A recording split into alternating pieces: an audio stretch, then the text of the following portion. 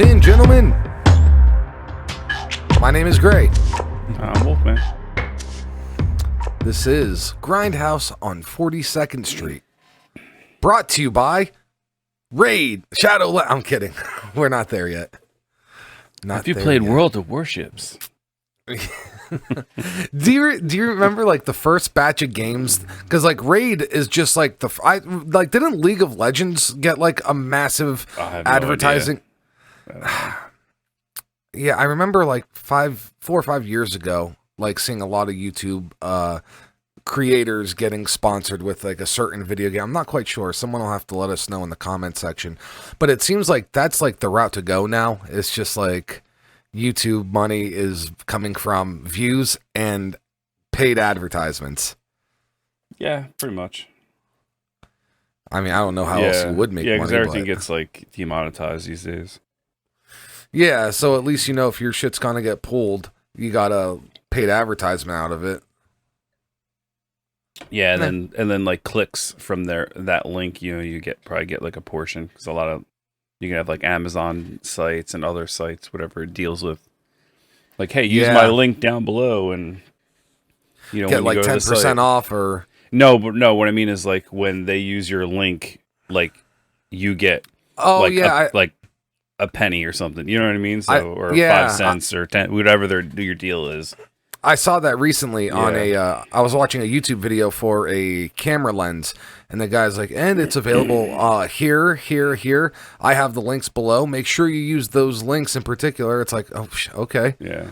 I wasn't going to sit here and type it. I'm not going to rob you of that penny. You know what I mean? Or however much it is. Yeah, I don't know. Like, could be clicks, could be they have to purchase something, then they get like, a kickback. You know how it is. Yeah. One greasy hand greases the other hand that becomes greasy in return. Yeah. Grease. Starring John Travolta. Dirty Italians. Greases. And we can say that because we're both at least half Italian, so we're allowed to say that. Yep, that is the one, race that I am definitely allowed to make fun of.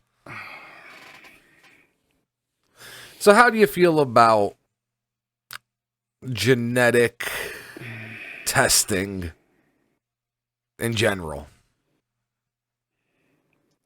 I'm pretty, for the most part, for it. Yeah. Unfortunately, it can have some bad side effects and can be a little cruel, but the overall plus side of it is almost too good to look down on in a way. Yeah. I mean, and there's ways to get around it, I guess, but I guess it depends on how moral you are. Like I'm good with like stem cell research and growing stuff in labs and stuff, because yep, you know what I mean. I don't think we should have farms of pregnant women plopping out babies and harvesting their organs, and you know what I mean. Like no, I don't think that's No, I think it comes to like down to resources. Like if the resources are readily available and things like that. The only reason that I say is, today's movie is, it's one from my childhood. Surprisingly, mine too. I used to rent this a lot with my sister Gore. Whenever there wasn't anything new in, or the one that we were looking to rent was out. You always had like your tried and true favorites that you'd go to, and for some reason, like this movie wasn't a massive hit. It's not like a cult classic or anything like that. But we'd always watch it, and I don't know how we ended up watching it. Well, it was popular on that channel USA for like the longest time. Yeah, back when USA showed those type of movies. Yep. I don't even know if it's a channel anymore. I think it just like turned into something else. No, or is it still? No, USA? USA's still there, because I think the one thing they got going for them is like WWE went back to USA like years ago after leaving to go to Spike. And I guess they're like the main program on USA. Like, yeah, they got other stuff, but they're still airing on there. Yeah. Oh yeah. I would have figured they would have went to like Fox or something, knowing them. Well, one of SmackDown went to Fox. Oh, did it? See, I don't really watch. Yeah, I keep up with the news. I don't get to watch the programming all the time, but yeah, it was like last year sometime. They SmackDown went to Fox, and Yeah, they're still on USA. I think since like 2005. For like Raw and stuff. Yeah, Raw. And NXT is on TV as well, but I don't know what channel it's on. I would say USA as well. It's on Ovation. It's on the O Network. It's on, yeah, the O Oprah's. Network. Yeah. The show. Yeah. The movie is called Man's Best Friend, and I would tell you who's in it, but really, there's only like one person that you'll probably know, and it's Lance Henriksen. Well, wait. Who are you considering the second actor to be worthwhile before? Oh, I said it already. Lance Henriksen. He's in it. Well, they're going to know Ali Sheedy. See, I know her from this. She was in The Breakfast Club.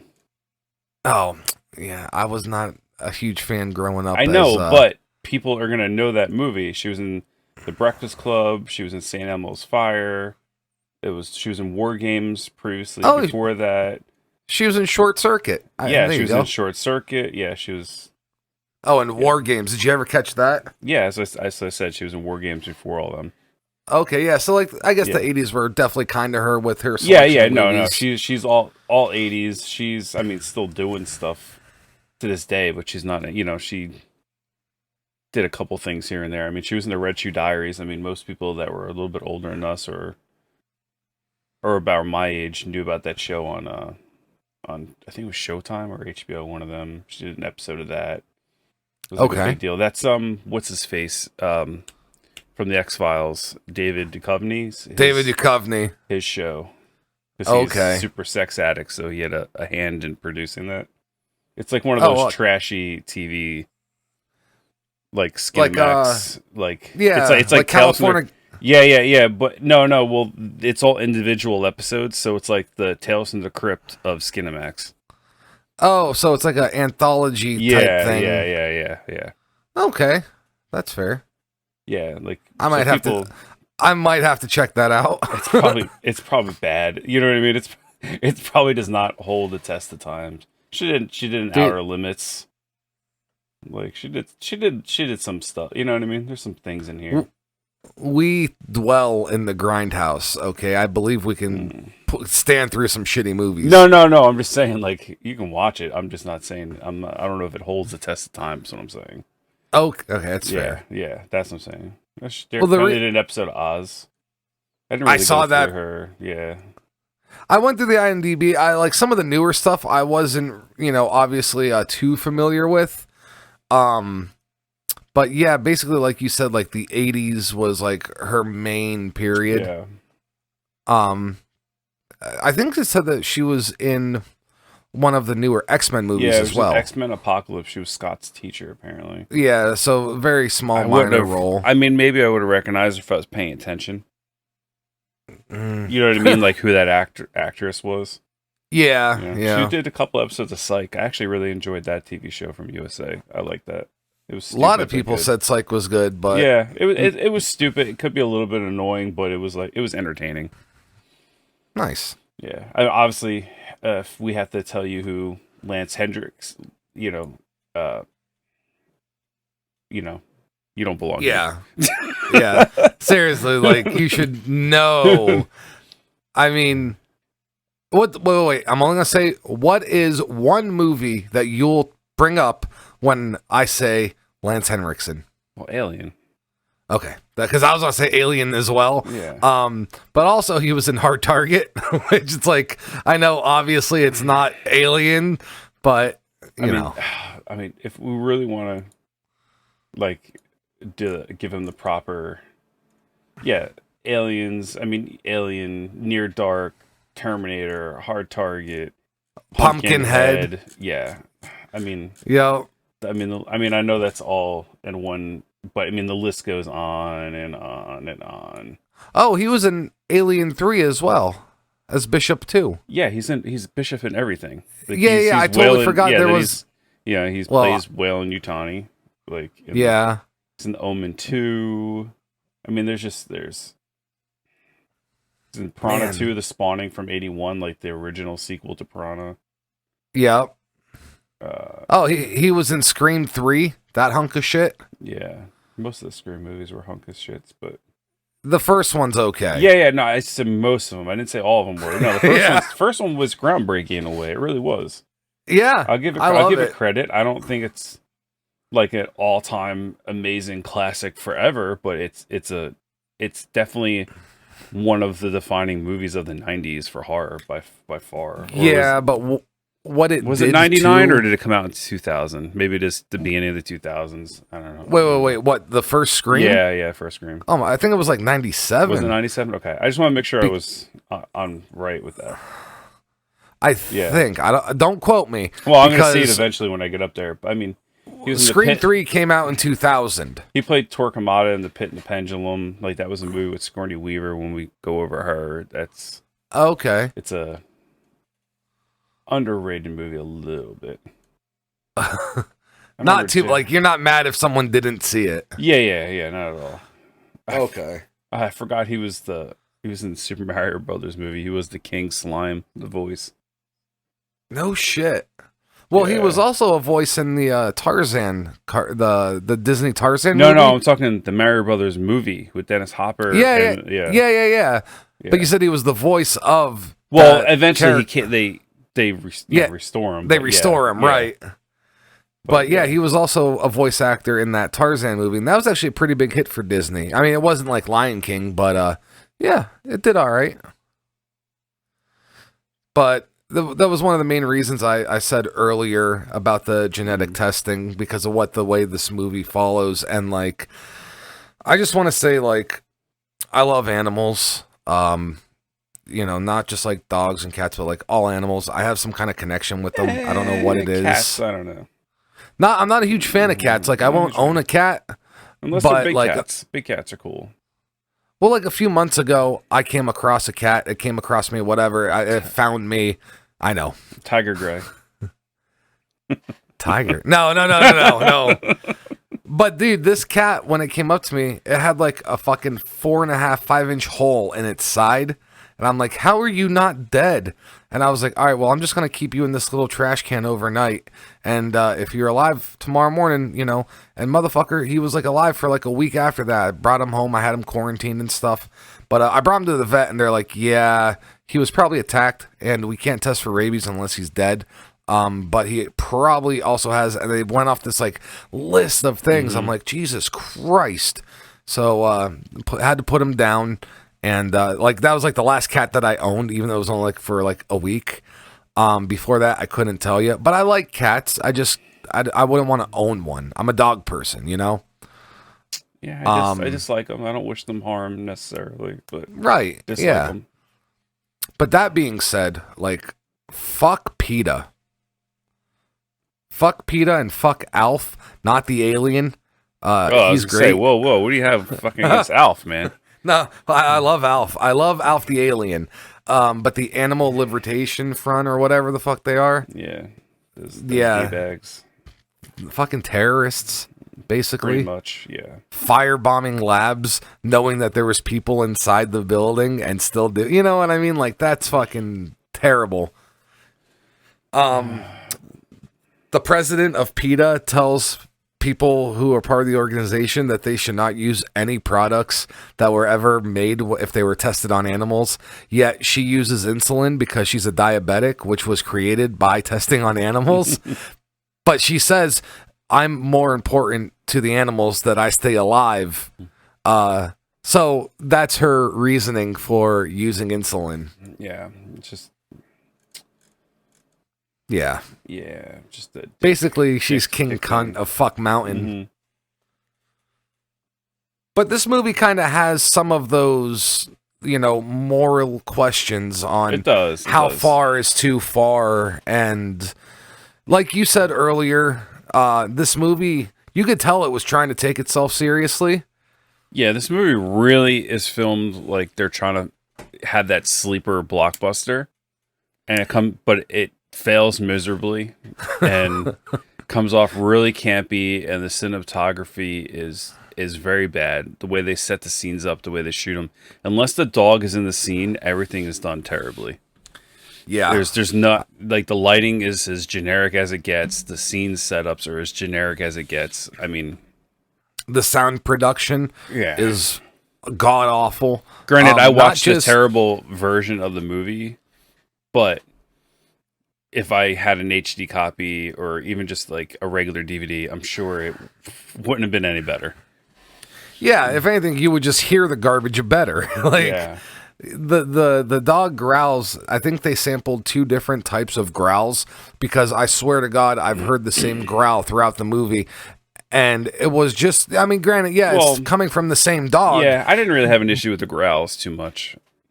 But here's the thing, like, they'll use the growl when the dog's growling, and that dog, I'll tell you now, he's a great fucking actor. Yeah. Awesome actor. That dog was actually the best part of the movie. Oh, yeah. But then they would throw this growl sounds when the dog's obviously just like sitting there, like not growling, not making any facial expression. And that's not on the dog. That's on the humans who edited that shit. He was still like, you gotta pay attention to the dog a little closer. He had like a mouth snarl up, so you can see like his lips going up. And that's not what I'm talking about. There's an actual scene where he's kind of just sitting there, like he's like sitting there actually on his butt. And then they just throw in like a growl noise. And like if they would have cut away from him and you would heard it, it would have been more believable. But the fact that I'm looking at this dog sitting down. I don't remember that. It could be the transfer. Could be off too, the sound. Well, yeah, but then the rest of the movie would have been transferred off as well, though. I'm not saying it wasn't. Hey, look, it's not like an American Ninja movie or nothing like. It's not that bad. We're not going to tell you guys where we watched this, but if you just do a random search, you'll find it. Let's just say that. It was on Hulu because I did watch this a couple months ago, but it's not there anymore. Well, it's on one of those sites, but you have to pay for it. Like it's like $2 or $3. Yeah, I think it's on Amazon for a couple dollars, but it was on Hulu as of a couple months ago. But I guess it ran. Yeah, because I did watch it because it was funny that you wanted to do this because I'm like, oh, I just watched this after forever, but my brain is basically mush sometimes remembering things, so I couldn't remember the movie as well as I would want to do this review, so I had to watch it again.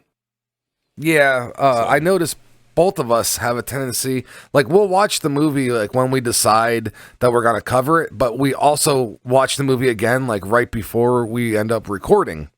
Yeah. So it's like we get like a fresh, you know what I mean? And I still forget a lot of stuff. I literally have to think like I mean, I'm not trying to make excuses, but it is a pretty good excuse. I mean, I played contact sports most of my life, and I probably have brain damage. I haven't been officially tested for it, but I can definitely tell differences.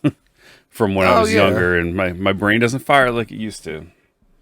Yeah, you know what though? Like, I'm gonna say I'm no Aaron Hernandez. Don't get me wrong. Yeah, well, I was gonna say Chris Benoit, but yeah. Well, I mean, that's the big Netflix thing is about CTE's Aaron Hernandez story, so that's why I mentioned that. If people, are people, if you're a wrestler fan, Chris Benoit obviously is the thing there, but. Vice just put out Vice actually does like a wrestling documentary, and they're in season 2 now, I think, and they've covered everything. They did the Montreal Screwjob, and they covered like there's like a New Jack episode, which is fucking terrifying.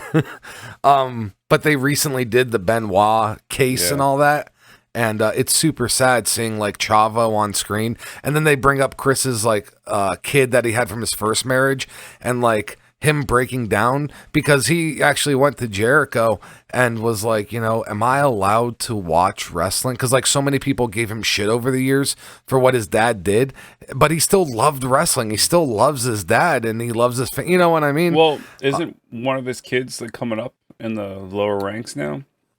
So WWE will bring him backstage and introduce him to people, but they will not mention him. They will not put him on screen. Nothing. Where AEW now actually had him in the audience when they filmed this this Vice miniseries, whatever. This I think they call it like Dark Side of Wrestling or something. I don't want to get too far off topic with the movie, but I'm just curious about him because I thought I saw a YouTube video where he's trying to become a wrestler. He is training. But the problem is he wants to use his name. That's the problem, though, isn't it? Yeah, I think he's David Benoit. Yeah. That's what I thought it was. I don't know. A lot of people would have an issue with that. But it's his name. It's his, I think people need to separate the wrestler and the human, Absolutely. If they have a problem distinguishing the two. And how many of these wrestlers have personal lives where they're nothing like the character they portray? So now WWE doesn't want to talk about a character that was on their TV show, even though the person in real life. Yeah. But see, he was Chris Benoit. He wasn't a character. Like, that was he used his real name. No, but I mean, for like the family, I'm like, yeah, he's got the same name, but it's his son. He should be able to run. You know what I mean? Like, you shouldn't hold him to the standards of his dad because his dad said something horrendous. No. Especially when he wasn't even in the house. He was with another. You know what I mean? Like, he was with his mom. His mom had. It's not, and it's sad because he talked about his younger brother and he talked about Nancy, and Nancy treated him good, just like, you know what I mean, just like it was her son. Apparently, she was a wonderful lady, even though she had, she was like super resting bitch face lady. Yeah, in the wrestling, sweet lady. Quiet. Yeah, apparently she was a fantastic human. I don't know how the fuck Kevin Sullivan scored her, because he's like the living embodiment of a troll. Well, maybe we don't know. Maybe she was super into the cult and craziness as Kevin Sullivan supposedly is.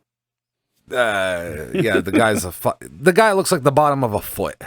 I'm sorry, he's just not handsome. If you can picture a satanic like overlord type character in like an 80s or 90s horror movie, basically you'd have this guy every time. Yeah, like he definitely looks like a crazed fucking lunatic, and he's real short and stumpy, like. Yeah, that's what, like, if you went online to like the random satanic generator, and just typed it, like, he would pop up most of the time. Yeah, he would pop up every time. Yeah, all right. Oh. But anyway, since we're off on a tangent, are there any news real quick you want to cover for the sites? We officially have our first Grindhaus shirt available for purchase. It is, I'm calling it the Grindhaus Filthy shirt, because the picture that is used is a picture from 42nd Street from 1977. And you see a few of the different movie marquees outside, but the one that you can read the most, big letters says filthy. Yeah. And, good shirt. It's like $22.99, $23. We're actually doing a limited 20 pressings for this one. Eventually, we're going to have our random logo shirts, and we'll just make they'll always be available. But like certain shirts, we're going to do limited pressings of, only to keep things fresh, So someone could say maybe 5 years from now, like, oh, well, I have their first shirt they ever, collector stuff. We're nerds. Come on. Gotta have the collector stuff. Got to.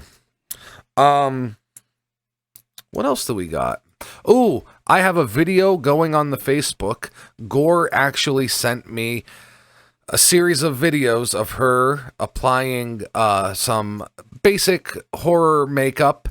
And it is, I sped it up, so it'll probably be about like a 2-minute video, and it's like beginning to end, basically when she would run haunted attractions, she would do her own makeup, but she had to do a lot of makeup for a lot of other people who didn't know what they were doing. So she got it down to like a 5-minute science.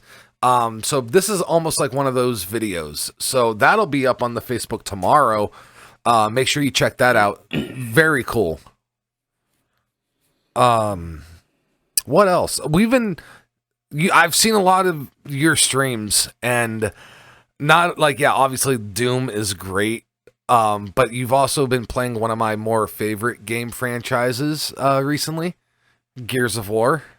I didn't know that. Yeah, I have a love-hate with that new one that came out, Gears 5. I actually stopped playing it for about 3 months, almost maybe 2 months, and I was like, I'm never playing this again. And then some of my friends got me back into playing Operation 3 now on Gears 5. It's their third title update. What happened that made you stop? It's just in a nutshell, it's a decent game, but the development team just is fucking, they suck. They're terrible. It's, riddled with microtransactions, which if anyone doesn't know, it's basically like $4 to fucking $20 like Fortnite for like a skin for your gun or a character to change them. Yeah, like that's ridiculous. There's no, the maps take, they used like Gears 4. You get 2 new maps every month. They're now releasing new maps like every 6 months. So it's like the game just gets stale, sort of, unless you're playing with your friends and having fun. They keep messing with everything. Like the shotgun is like the thing in Gears. If anyone doesn't know, it's so when you're playing other people PvP, against other real players and like your deathmatch type scenarios. The shotgun's the main weapon. Yeah, and they keep messing with it. They're on their like 6 or 7 different rendition of the shotgun, and it's just annoying. The game is just super inaccurate. Still to this day, you can shoot someone from 2 feet away, it'll kill them in one shot, and then you'll do it again 30 seconds later, and you'll do 9% damage. You know what I mean? It's so inconsistent, and it just drives you up the wall. You want to pull your hair out and throw stuff and punch holes in the wall. It just drives you insane. And see, and what bugs me with that is Gears. I mean, I'm very familiar with the first 3, and it was never about microtransactions. No, there's never anything. Yeah, it's because of games like Fortnite and stuff that just went over the. See, and the thing about those games is a lot of those games get away with that stuff because they're all free. They charge people for this game up front. And they also had an Ultimate Edition that cost like $90 or something like that, and you basically got nothing with it. There was no season pass, no free this, no free that. And it was really shady. It was really shittily done. But the game is free if you have like the Microsoft Game Pass. So you can pay. But then you're still paying for the Game Pass. Yeah, but in the long run, it's actually a pretty good deal. Especially I took advantage of the system, but you can right now also take advantage of the system still. So they had the Xbox Live. I bought 3 years of Xbox Live and stacked it. And then they had the Xbox Game Pass, and I converted my Xbox Live into the Game Pass for $1. So now I have 3 years of Game Pass for it cost me $150 because I got an Xbox Live for $50 a year, which is still discounted. Normally it would be like $60. Yep. And then the Game Pass, I got the Ultimate, so I don't play my Xbox anymore, which I didn't need to get on there, but it was still cheaper in the long run in case I jump over to it. So it has the PC Game Pass because they offer a PC Game Pass with slightly less games. That's only $10 a month normally, I think. It might even be $5. Okay. It might even be $5. I'm not 100% sure. But then you have the regular Xbox Lives included, which you get your free games every month, like whatever, those 4 games. Yeah. And then your Game Pass on Xbox, which they have like over 100 games on there, and it's like high-end titles. Like you're getting pretty new games, like. And it's not just Xbox exclusive games, like they're licensing other games. Well, yeah, it's whatever. Like Rage 2 is on there. Wolfenstein New Blood's on there already. I mean, these games came out less than a year ago. Yeah. There's a ton of. It's just 2 games off the top of my head. I mean, there's a ton. Yeah, but for the price though, I mean, that's really good. So it's normally $15 a month times 12 months. You know what I mean? You do the math. It's pretty expensive. Yeah. So I got mine for $150, which is cheaper than paying $15 a month for 1 year. I got 3 years. Fucking A. Dude, yeah, you save like over like 80% doing that. And then they're having a deal right now with Newegg.com, which is a pretty good computer site. Tech site. Yep. They have a buy one, get one. Because it normally costs $45 for 3 months of the Xbox Ultimate, they call it. Game Pass. It's $40 for 3 months, but it's a buy one, get one. So you're getting 6 months for $40. So you can buy 2 separate whatever and get a year for $80, which is a pretty good deal.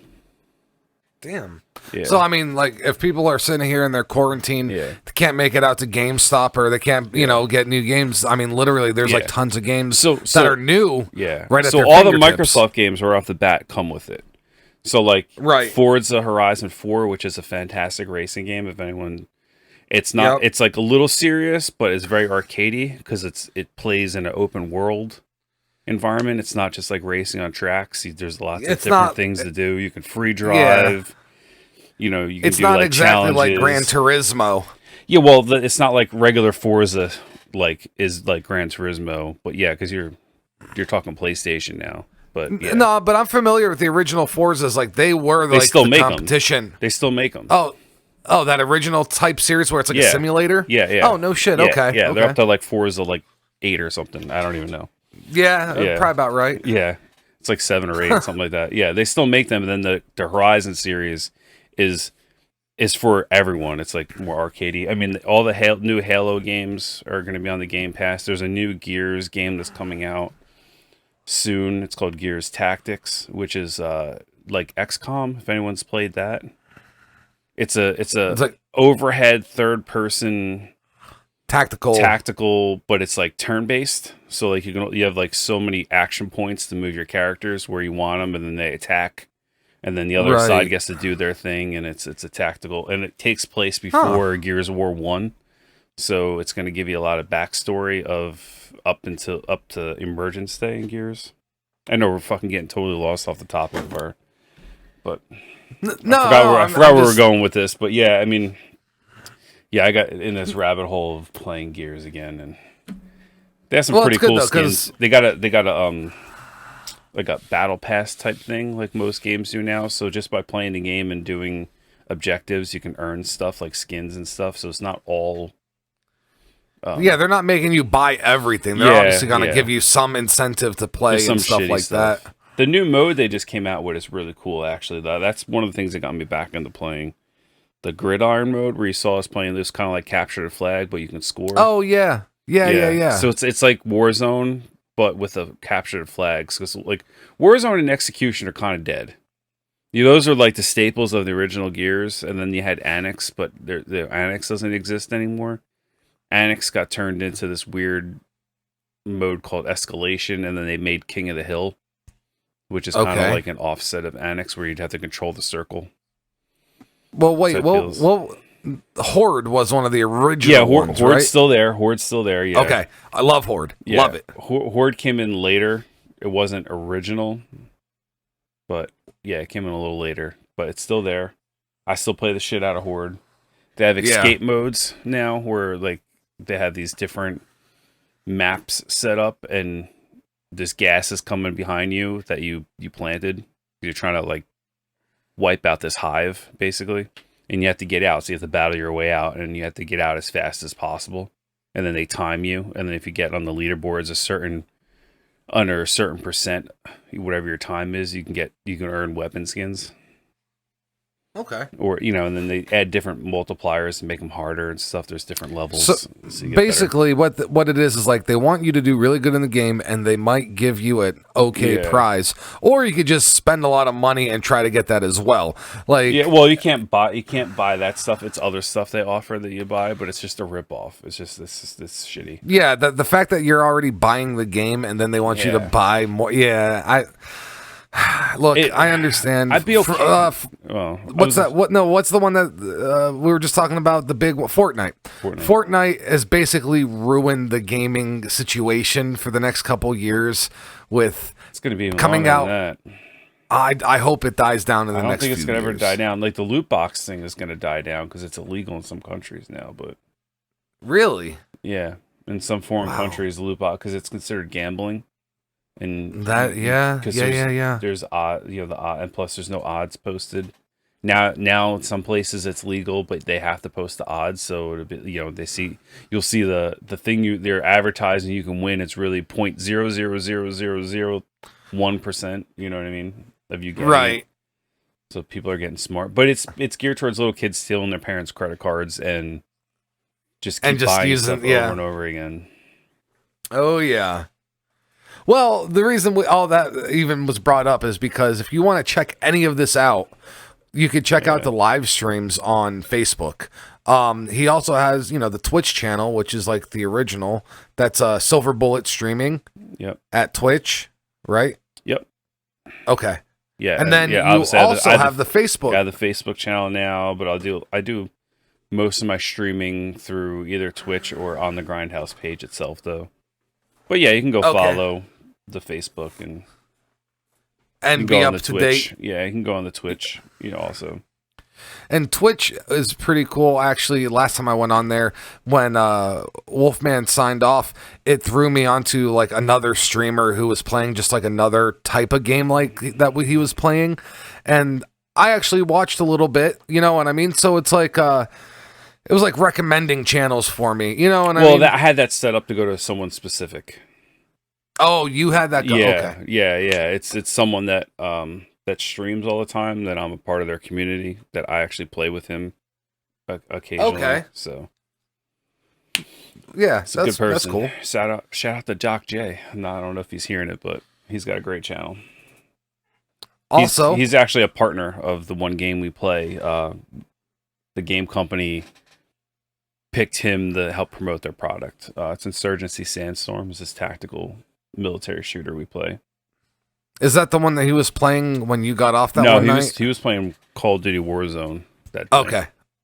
Yeah, I haven't played Warzone. That Battle Royale shooter they just came out. Free to play Battle Royale shooter. Since we're doing the shout-outs, also want to give a shout-out to Ronan James over at Horror Punks USA.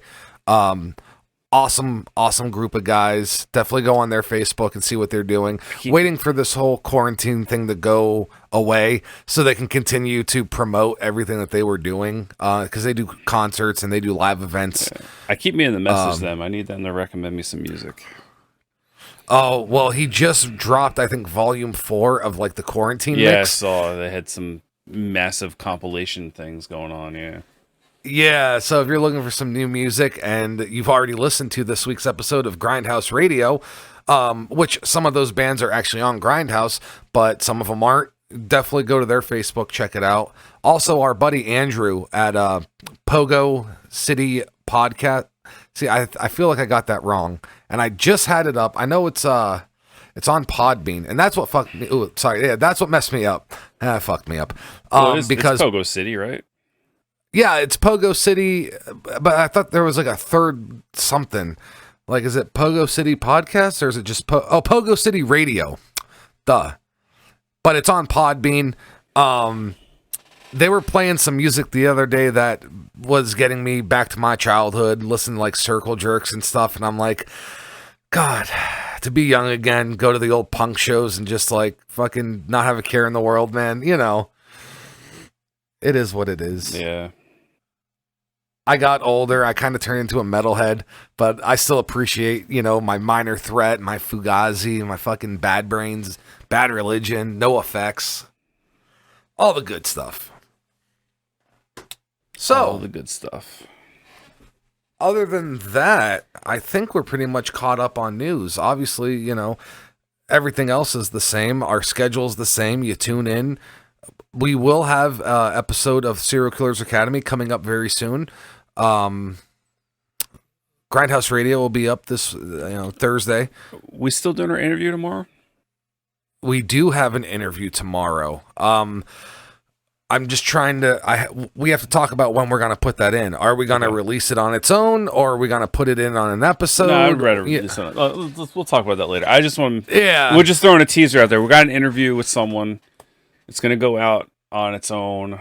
It's going to be our first interview with like someone in the industry, in the business. Yeah, Mr. Movie Star. It's pretty cool.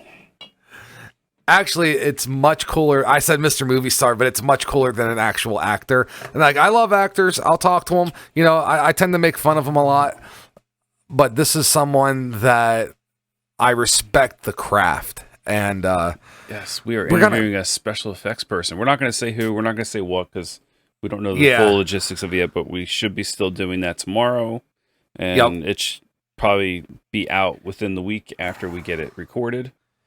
Yeah. So that's gonna be good. Well, all right. Other than that, movie, I guess. Yeah, let's get into it. All right. So we have Man's Best Friend is the name of our movie. We talked about that.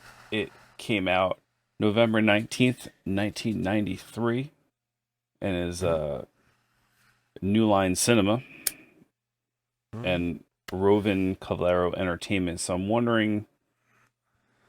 Like, New Line, I guess, at the time was still very, very young. They were still producing the Nightmare on Elm Streets and stuff. And they were getting hugely popular, but they were still young. They were a young company, but they had a lot of hits. Yeah. The Nightmare on Elm Street series was just fucking booming for them at that point in time, 93. Yep. Enough that they eventually bought the Friday the 13th franchise. Yeah. No, but I'm just saying, they were still a young company, but they were just starting to get huge, basically. Yeah. It was kind of like in their turning point, so they started branching out a little more, doing more movies, and they took a chance with this one. And wow. As a money perspective, they kind of broke even. They at least didn't lose money on this movie. No, but they're not in the business of just breaking even. But I mean, I guess that's debatable whether they want to break even or not. Either they want to make a ton of money or they want to lose money so they can use it as a tax write-off. I mean, that is true. I think probably the worst thing is to break even. Yeah. Because they had a budget of $6 million. It made $13 million. And then ideally they say they spend whatever the budget is and times it by 2 for advertising, but I don't think they spent $6 million on advertising for this movie. No. Absolutely not. I'm assuming this movie made a couple $1 million profit, but a couple $1 million profit would be amazing for us, but for a big movie studio, that's not enough. Plus, you got to that's not factoring in the rental sales and merchandising and stuff. And leasing. Yeah. Because like this movie was aired on TV quite a bit after it came out, so they made some money there. Well, there is actually a specific version of this that was made for USA Network. Actually, that's why I can say It was cut for. It specifically says it was cut. Yeah, we'll get into that in a second. Right. Different versions and the details of the movie, but yeah. Now the main movie poster I saw. Both movie posters have a picture of the dog, but one of them has a picture of Lance Henriksen pointing a gun, wearing his awesome little denim jean jacket. And I'll say he's probably, probably like one of the biggest names in this movie, but he's really not in it a whole hell of a lot. Like scene-wise? No, he's not.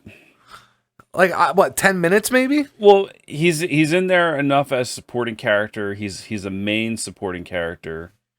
Yes. But obviously the main is the dog by far. Absolutely. The dog is as it should be. This movie is on Stars, by the way, if anyone has Stars. Yeah. Channel. I feel we did mention this earlier. And it's just a warning to everyone else who does watch this. Every character in this movie is unlikable. Yeah, except the dog. Yeah, except for the dog. Yeah. You actually want the dog to win in this movie and just get away. And not just coming from like dog lovers, like we love dog. No, actually, as just watching this as a movie, you'd be like, man, that person's an asshole. Man, that person's a dick. You know what? I want this dog to, I mean, the dog is bad. He does kill a lot of people semi-unprovoked, but when people see the dog, they act like true pieces of shit, basically. So you wish them dead, but you could see innocent people getting... Well, actually, there was one innocent... Well, actually, no, because he didn't die. So he almost did. The Paperboy. Yeah. Paperboy, that was on accident. He didn't mean to hit the dog in the head with the paper, and the dog...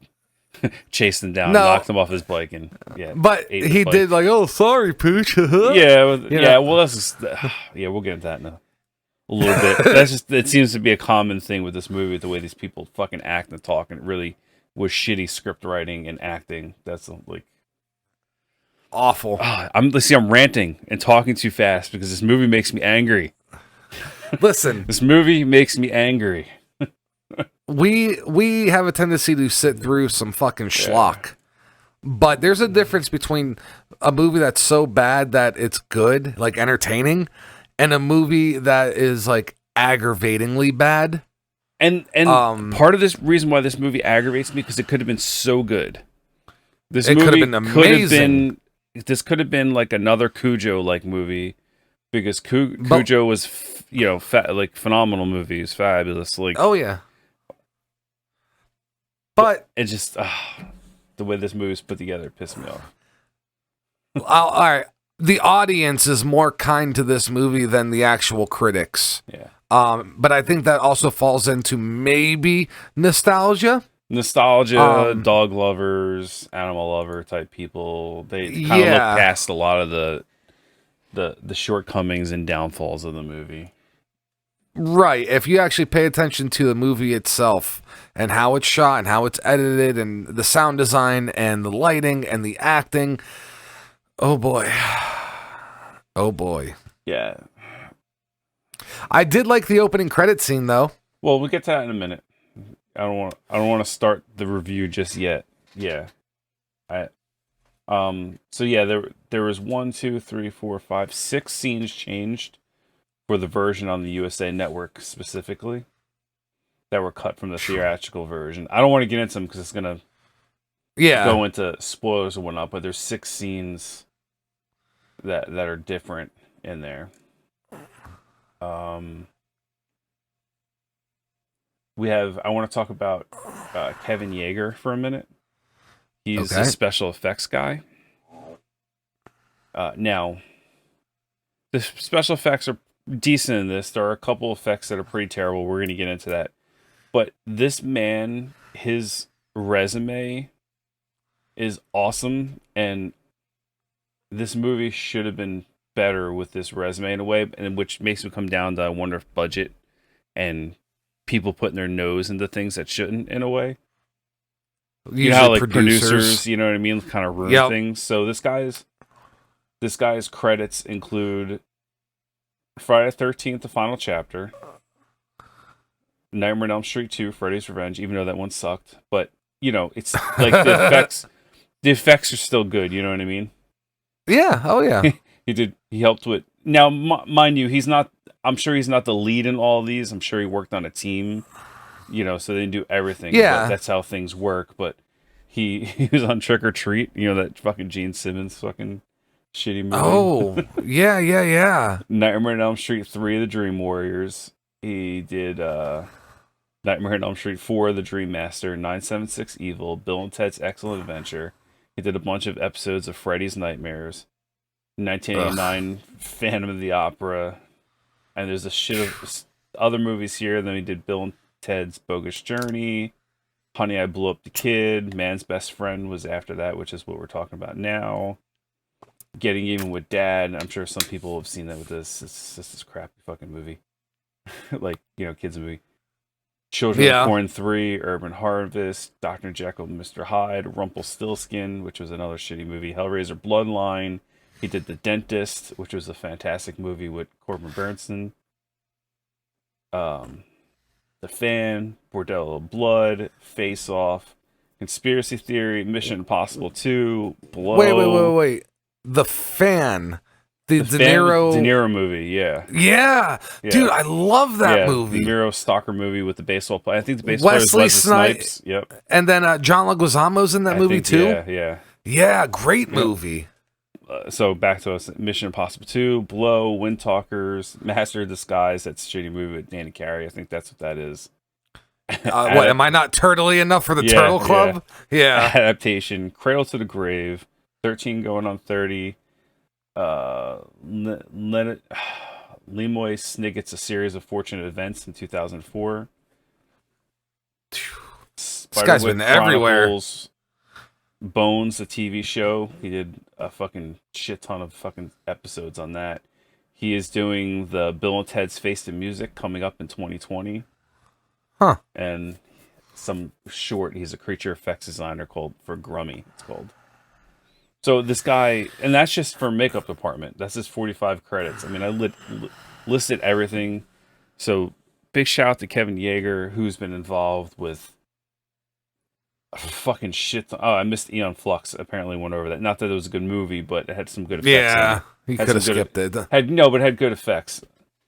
Yeah, no, the guy's definitely a master of his craft, and he's definitely been around a long time. And his team have done fantastic work. Oh, actually, I didn't even realize this. He directed Hellraiser Bloodline under a different name. I wonder why. I liked it. Well, it's because you're a jerk off. No. I actually went and saw that in the theaters. I liked it. Yeah, I actually liked it. I liked it a lot. What part is that? 5? 4. 4.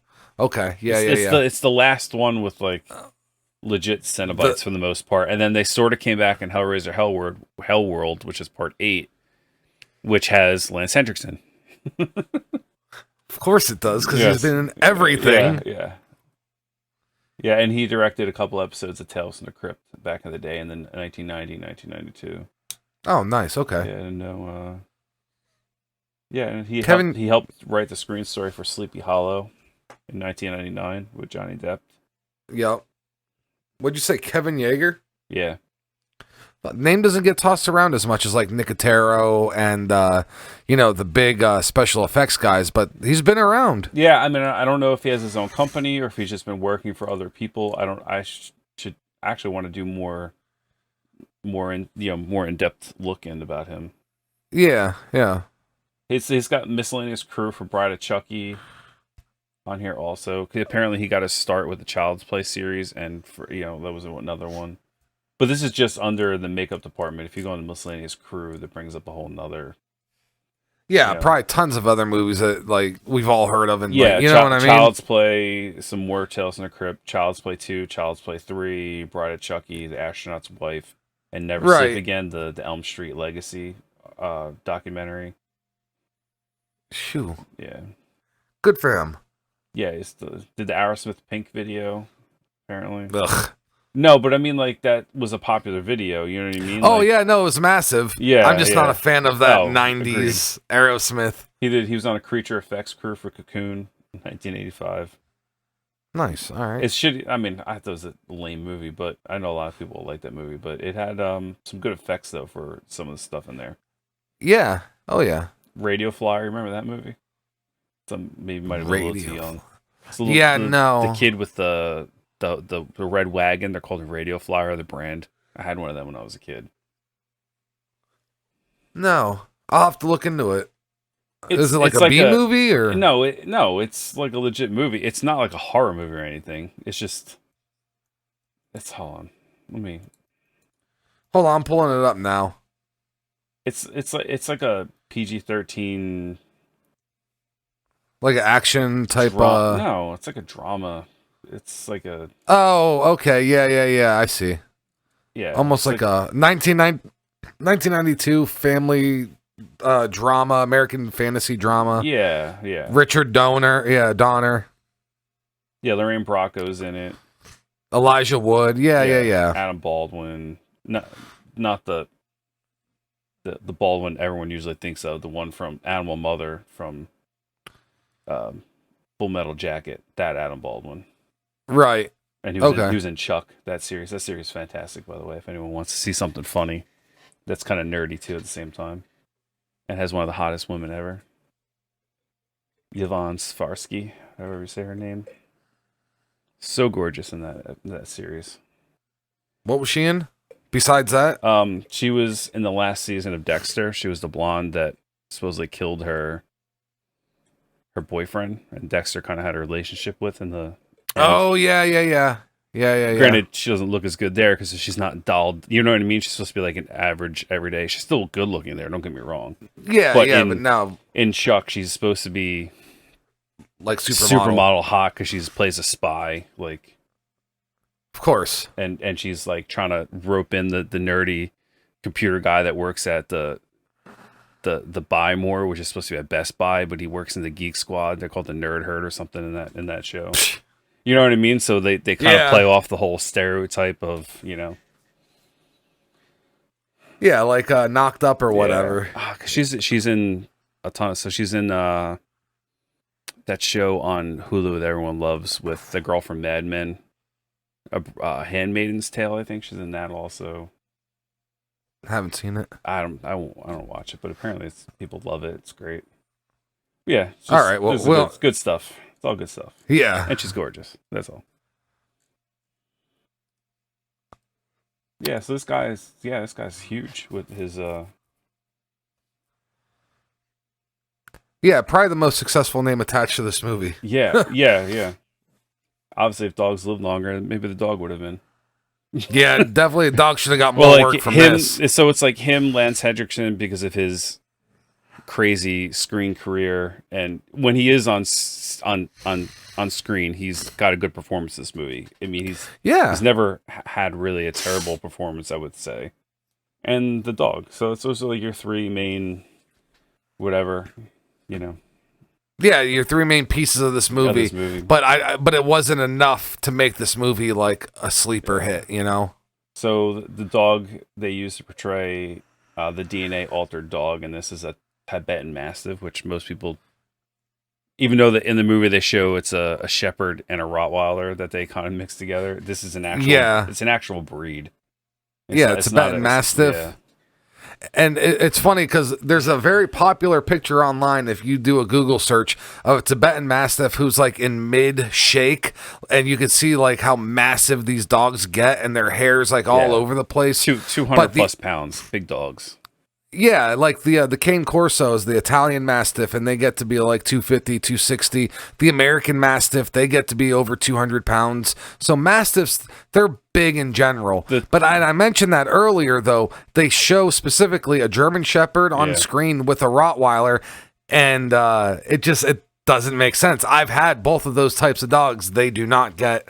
I mean, some Rottweilers get big, but not like a bear. Well, yeah. Well, we were talking about my dog before we started airing, and I have a German Shepherd Bernese Mountain Dog mix, and there's some similarities, but it's because of the Burmese Mountain Dog shares similarities to the Mastiff. The Mastiff in this, so is a Rottweiler. You know, when I read about this breed, because I didn't know it was an actual breed until I started doing more research on this. I thought it was a mix also until I found, and then they apparently have roots of supposedly breeding the Tibetan Mastiff with other dogs to make Rottweilers and Bernese Mountain Dogs and stuff supposedly. So it's very interesting. And then, even Dobermans, because Dobermans are actually based off of the same lineage as Rottweilers, which would also then be based off of the Mastiff. Well, so it's not funny. necessarily. They would be based off Rottweilers, which are indirectly. They have some blood in them, but they're not big. That's what I'm saying. But Dobermans are so much smaller. They're kind of bred down the line way more. You know what I mean? But there's two different types of breeds, because I've had the American Doberman, which is actually the smaller, and I've had the German Doberman, which was like the last Doberman I had, and they are actually big. Like an American Doberman's about 80 to 85 pounds, where like these German ones are like 110, 115, and they stand taller and they're a little bit bulkier. Yeah, but they're still not much bigger than my dog though. They're still no, but they're a lot of muscle. That you know. But then you see the markings, and they're very similar to Rottweilers. Yes, and they're out of Germany. They're just shaped way different. They're slender and muscular, where Rottweilers are a little shorter and just stocky muscular. Like they're different. No, I don't want to get off on that rant, but like, you know how Dobermans were created? It was a tax collector. His last name was Dober or Doberman or whatever. And he actually bred the dog because he would have issues collecting taxes from people. So he bred it with Rottweiler was in there, and there was like a few other breeds. Yeah. I want to say German Shepherd. But yeah, that's actually how Dobermans came about, was a tax collector. Yeah, he wanted a muscular, slender, athletic, fast dog. A little faster dog, yeah. Yep. It's crazy, man. Yeah, because Rottweilers were butcher dogs, and mostly they were work dogs. They carried the butcher sleds back when, they didn't have, cars. You know what I mean? They would literally pull the sled through town with their owner because they could pull up to like 2,000 or 3,000 pounds. Nasty, fucking strong dogs. Yeah. Like, I understand pit bulls, they have a certain muscle in their jaw. Like, their jaws are like a certain way, where they have like a very big... the same way, yeah. They have that locked jaw. That's what I'm saying. They have like a bite force. Like, pit bulls have a massive bite force. Dude, Rottweiler bite force. Actually, no, Rottweilers have no bite force. What are you talking about? They're the greatest, sweetest dogs ever. Oh no, they're dude, No, they're big old bears. They're big old. Yeah, you're not catching on. We don't want people to think they're as bad than they're. No, fuck that, dude. They're already banned on most places.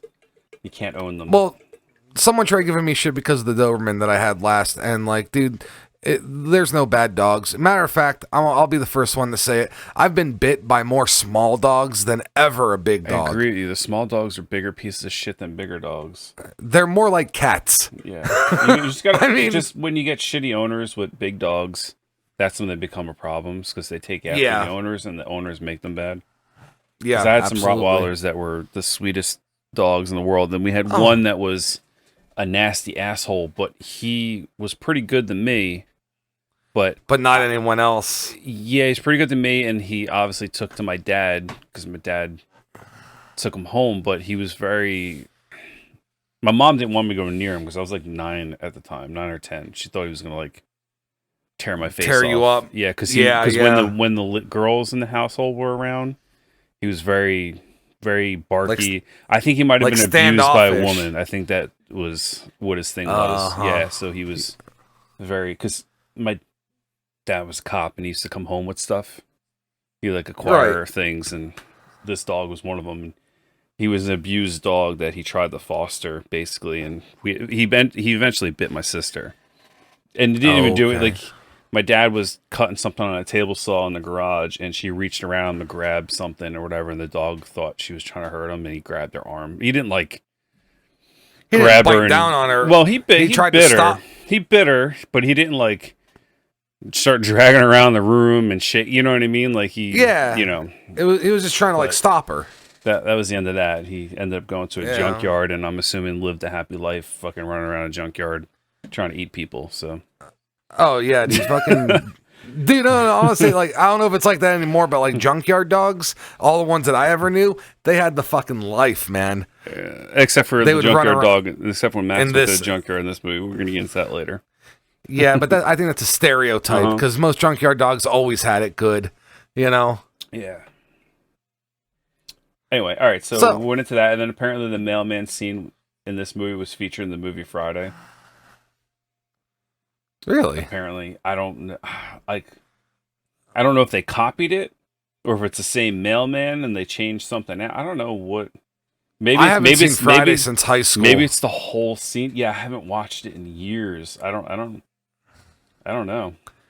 I might have to go back and actually watch that movie because I don't know if it's going to stand up to the test. Yeah, Friday. I've watched Friday maybe about like 6 years ago, and it still stood. Okay, I don't remember the movie enough to be like, oh yeah, this is the exact same scene from this movie, you know? Yeah, because I remember his dad was like a dog catcher. Because I remember he had that scene. It's like all day, my foot up a dog's ass, bang, bang, bang. Oh, I think John Witherspoon. Oh, rest in peace. Know this. I completely went over that. Oh yeah, John. Yeah, definitely. Yeah. If anyone wants to see a great episode of Joe Rogan podcast, John Witherspoon was on there with his son. And it's fucking hilarious. It's so good. That man was a gem in so many shitty movies and good movies. He was such a great comic and comic relief and actor. And in real life, everyone said it was just good heart. Always had good advice. Fantastic human being. Rest in peace, buddy. Like he just. Oh, and the Boondocks. Obviously, if you haven't seen the cartoon The Boondocks, and that's fucking hurt so much that he died because that was coming back. I know. Now I don't know what they're gonna do. It's not the same without Grandpa, man. It's not the same. No, it's not. It really isn't. Such a good show. Well, Charlie Murphy had a lot of characters in that TV show, and he's not going to be there either now, man. I know, but you can lose a couple characters when you still have a main, like a not Grandpa. Grandpa's a main character. Yeah, it's like losing Homer or losing Peter. Yeah, it's just that not sucks, the same, man. Apparently, at least 5 different dogs were used in this filming. Really? I didn't know that. I thought it was the same dog. Well, I will say, and I'll bring it up again, the dog actually took to special effects makeup very well. Yeah. I can't even get a sweater on my dog. You know what I mean? I can't get a collar on my dog. He hates putting the collar. Like, We have his little prong collar for going for walks with him because I can't walk this dog. He just doesn't want to listen. Same with mine. He'll just run down the block if you try to, like, he just pulls. No matter how much he chokes himself with the choke, you know what I mean? He just wants to. Yep. And then when we put the prong collar on, and they're humane if you buy the right ones. It's when you put them on the wrong size and you get the prongs with actual points on them. These don't have points. They're flat. A lot of people buy the wrong shit or cheap shit because they don't want to. They don't understand the purpose behind it, though. Yeah, you're not poking the dog. No. You're applying pressure, and it also with these little nubs. It also applies pressure all the way around where a choke collar centers on the bottom of the throat. Which, that's inhumane. Yeah, well, yeah. There's a need for them for certain things, but. Yeah, right. But not everyday use. Trying to train a dog to walk. I have the same thing you have, the one with the little nubs on it. Yeah, you got to get a Herm Springer. Those are like the legit. Yeah, I believe they're made in Germany. They're better quality. They're like $5 or $6 more than the other ones, but people can be so cheap with some things sometimes. Yeah, it's crazy. You don't want to skimp on something like that, dude. Seriously. Well, anything else for pre-production? I mean, we went over that stuff. That's the trivia. I mean, there's some quote stuff, but I guess there's nothing. Yeah, really, there's nothing really too funny. There's one quote. It's like, "This stuff's so disgusting," and then the other girl's like, "Wait till he goes to the bathroom." She's referring to the dog food. Like, she's opening a can of dog food for the dog, and it's just kind of funny. But like, and then there's one with Lance Henderson early in the movie when we'll get into that. But that's it. I mean, the other stuff's not. Yeah, but that's enough. Production. We're almost about ready to get into the breakdown of the movie. All right. Well, then before that, I just want to let everyone know about Gore's segments. We throw them in our episodes to break up our talking points, and obviously she's a huge horror fan and she always has good picks, music videos and music, horror movies, all sorts of stuff. And she also has the kill of the week that will be featured in our part 2 of this episode. But as for now, this is the ending of part 1, so we are going to leave you with Gore's pick of the week. We'll see you soon. Bye. How's it going, freaks and creeps? Thanks for tuning in to Grindhaus on 42nd Street. This is Gorelli Girl, and I'm here with Gore's pick of the week. This week, Wolfman and Gray covered the horror sci-fi thriller Man's Best Friend. This movie is about a reporter who breaks into a facility to investigate animal cruelty that's been taking place for science experiments. She nearly escapes after getting caught snooping around. However, she released a massive dog that has had tests done.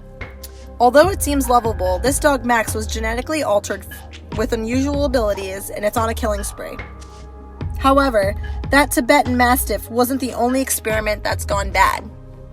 In 1983, a British novel titled Monkey Shines, An Experiment in Fear, also had Man's Best Friend, but it was a homicidal primate. The writer, Michael Stewart, wrote Monkey Shines, and in 1988, it was adapted into an American horror film with the help of George A. Romero.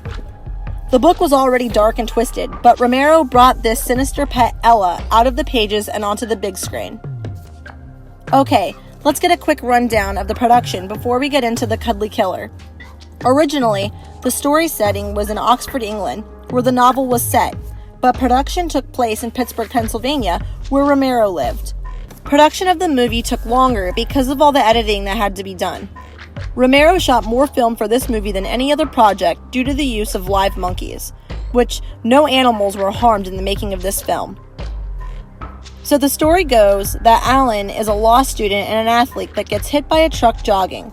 After the surgery, he becomes a quadriplegic and suffers from depression and suicidal. Alan has a friend, Jeffrey, who's a scientist, and he offers to help Alan with Ella. Ella is a capuchin monkey that's had experiments done on her. More specifically, she's been injected with human brain tissue. Ella is able to assist Alan with household activities he's unable to do in a wheelchair. In the beginning, the relationship is friendly. Alan and Ella form a bond and even share moments, like listening to music together. But soon Ella becomes really in tune, like telepathically, to Alan's feelings, so she feels anger, hate, and revenge when he feels them. Then she starts to feel her own feelings, and they're more like jealousy and rage. Ella gets to be overprotective of Alan and envious when love gets involved. So what kind of violence does Ella stir? Well, she kills the bird of the nurse after it flies through the house and gets Alan angry. Alan finds out about an affair between his ex and his surgeon, which triggers Alan. Oh, so Ella runs off and uses matches to light their bed on fire, burning them to death. She kills Alan's mother while she's taking a bath and throws a hairdryer in the bathtub, electrocuting her. So yeah, this little monkey is carrying out murder on Alan's behalf at first, but then she's losing control and becomes so obsessed with her owner that she can't stop. I don't want to go into any more spoilers because you should definitely check out this movie or book if you enjoy reading. I haven't read it, so I can't compare. This man's best friend is another perspective, I guess, so no more getting pets from the science labs. Thanks for listening in to Gore's Pick of the Week. Stay tuned to Grindhaus on 42nd Street for more of the gore.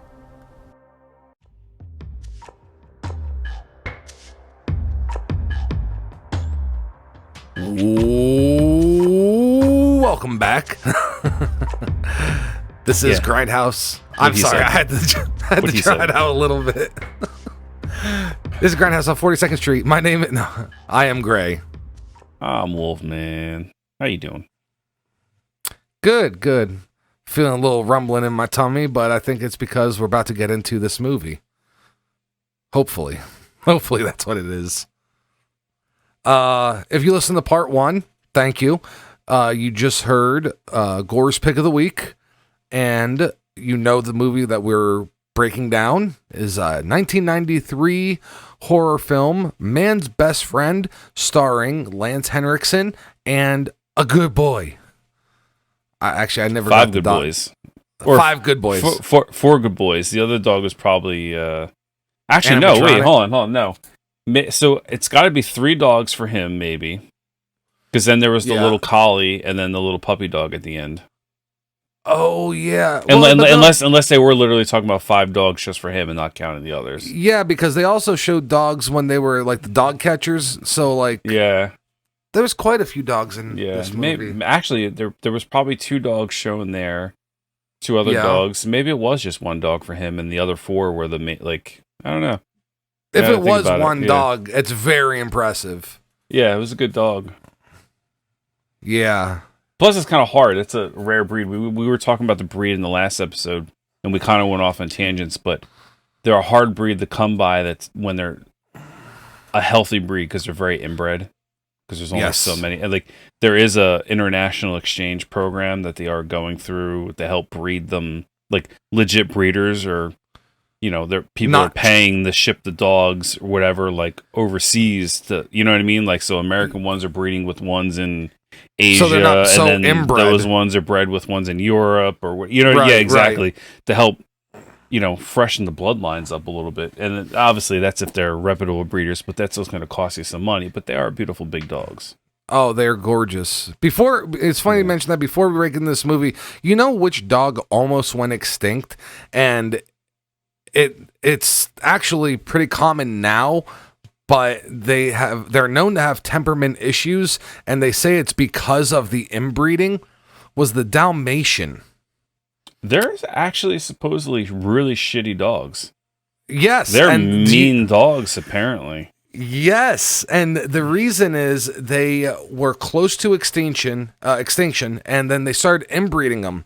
But then they became very volatile dogs, and the only people they're not that a family dog. Yeah, no. Well, the only people that could handle these dogs were the local firemen. So they would get the dogs dropped off at the fire station, and you had these big surly, muscly guys, and they could handle. Well, I think they just took to the being the fire dog. It's very I want to say athletic, but it's very they're serviceable dogs. They can do a bunch of they jobs. Keep them busy. You know what I mean? They keep the dogs busy and happy. but they had a reputation of being, sometimes being quite like aggressive. Yeah. And so, but they're not close to extinction anymore. But yeah, you could definitely see the traits of inbreeding still with, I think that's why you don't really see people own them anymore. Like, you don't really see, No, you don't. That's weird. Yeah.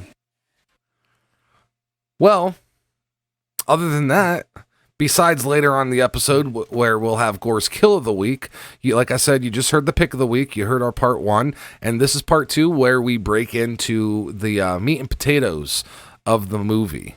I said it earlier. I love how this movie starts, like the title sequence. Yeah, the animation of just the still pictures and the history. Yeah, why don't movies do opening title sequences like this anymore? Have you noticed that? I think some do, but this one actually told a story and was trying to set you up for the movie, which I thought was a really good setup.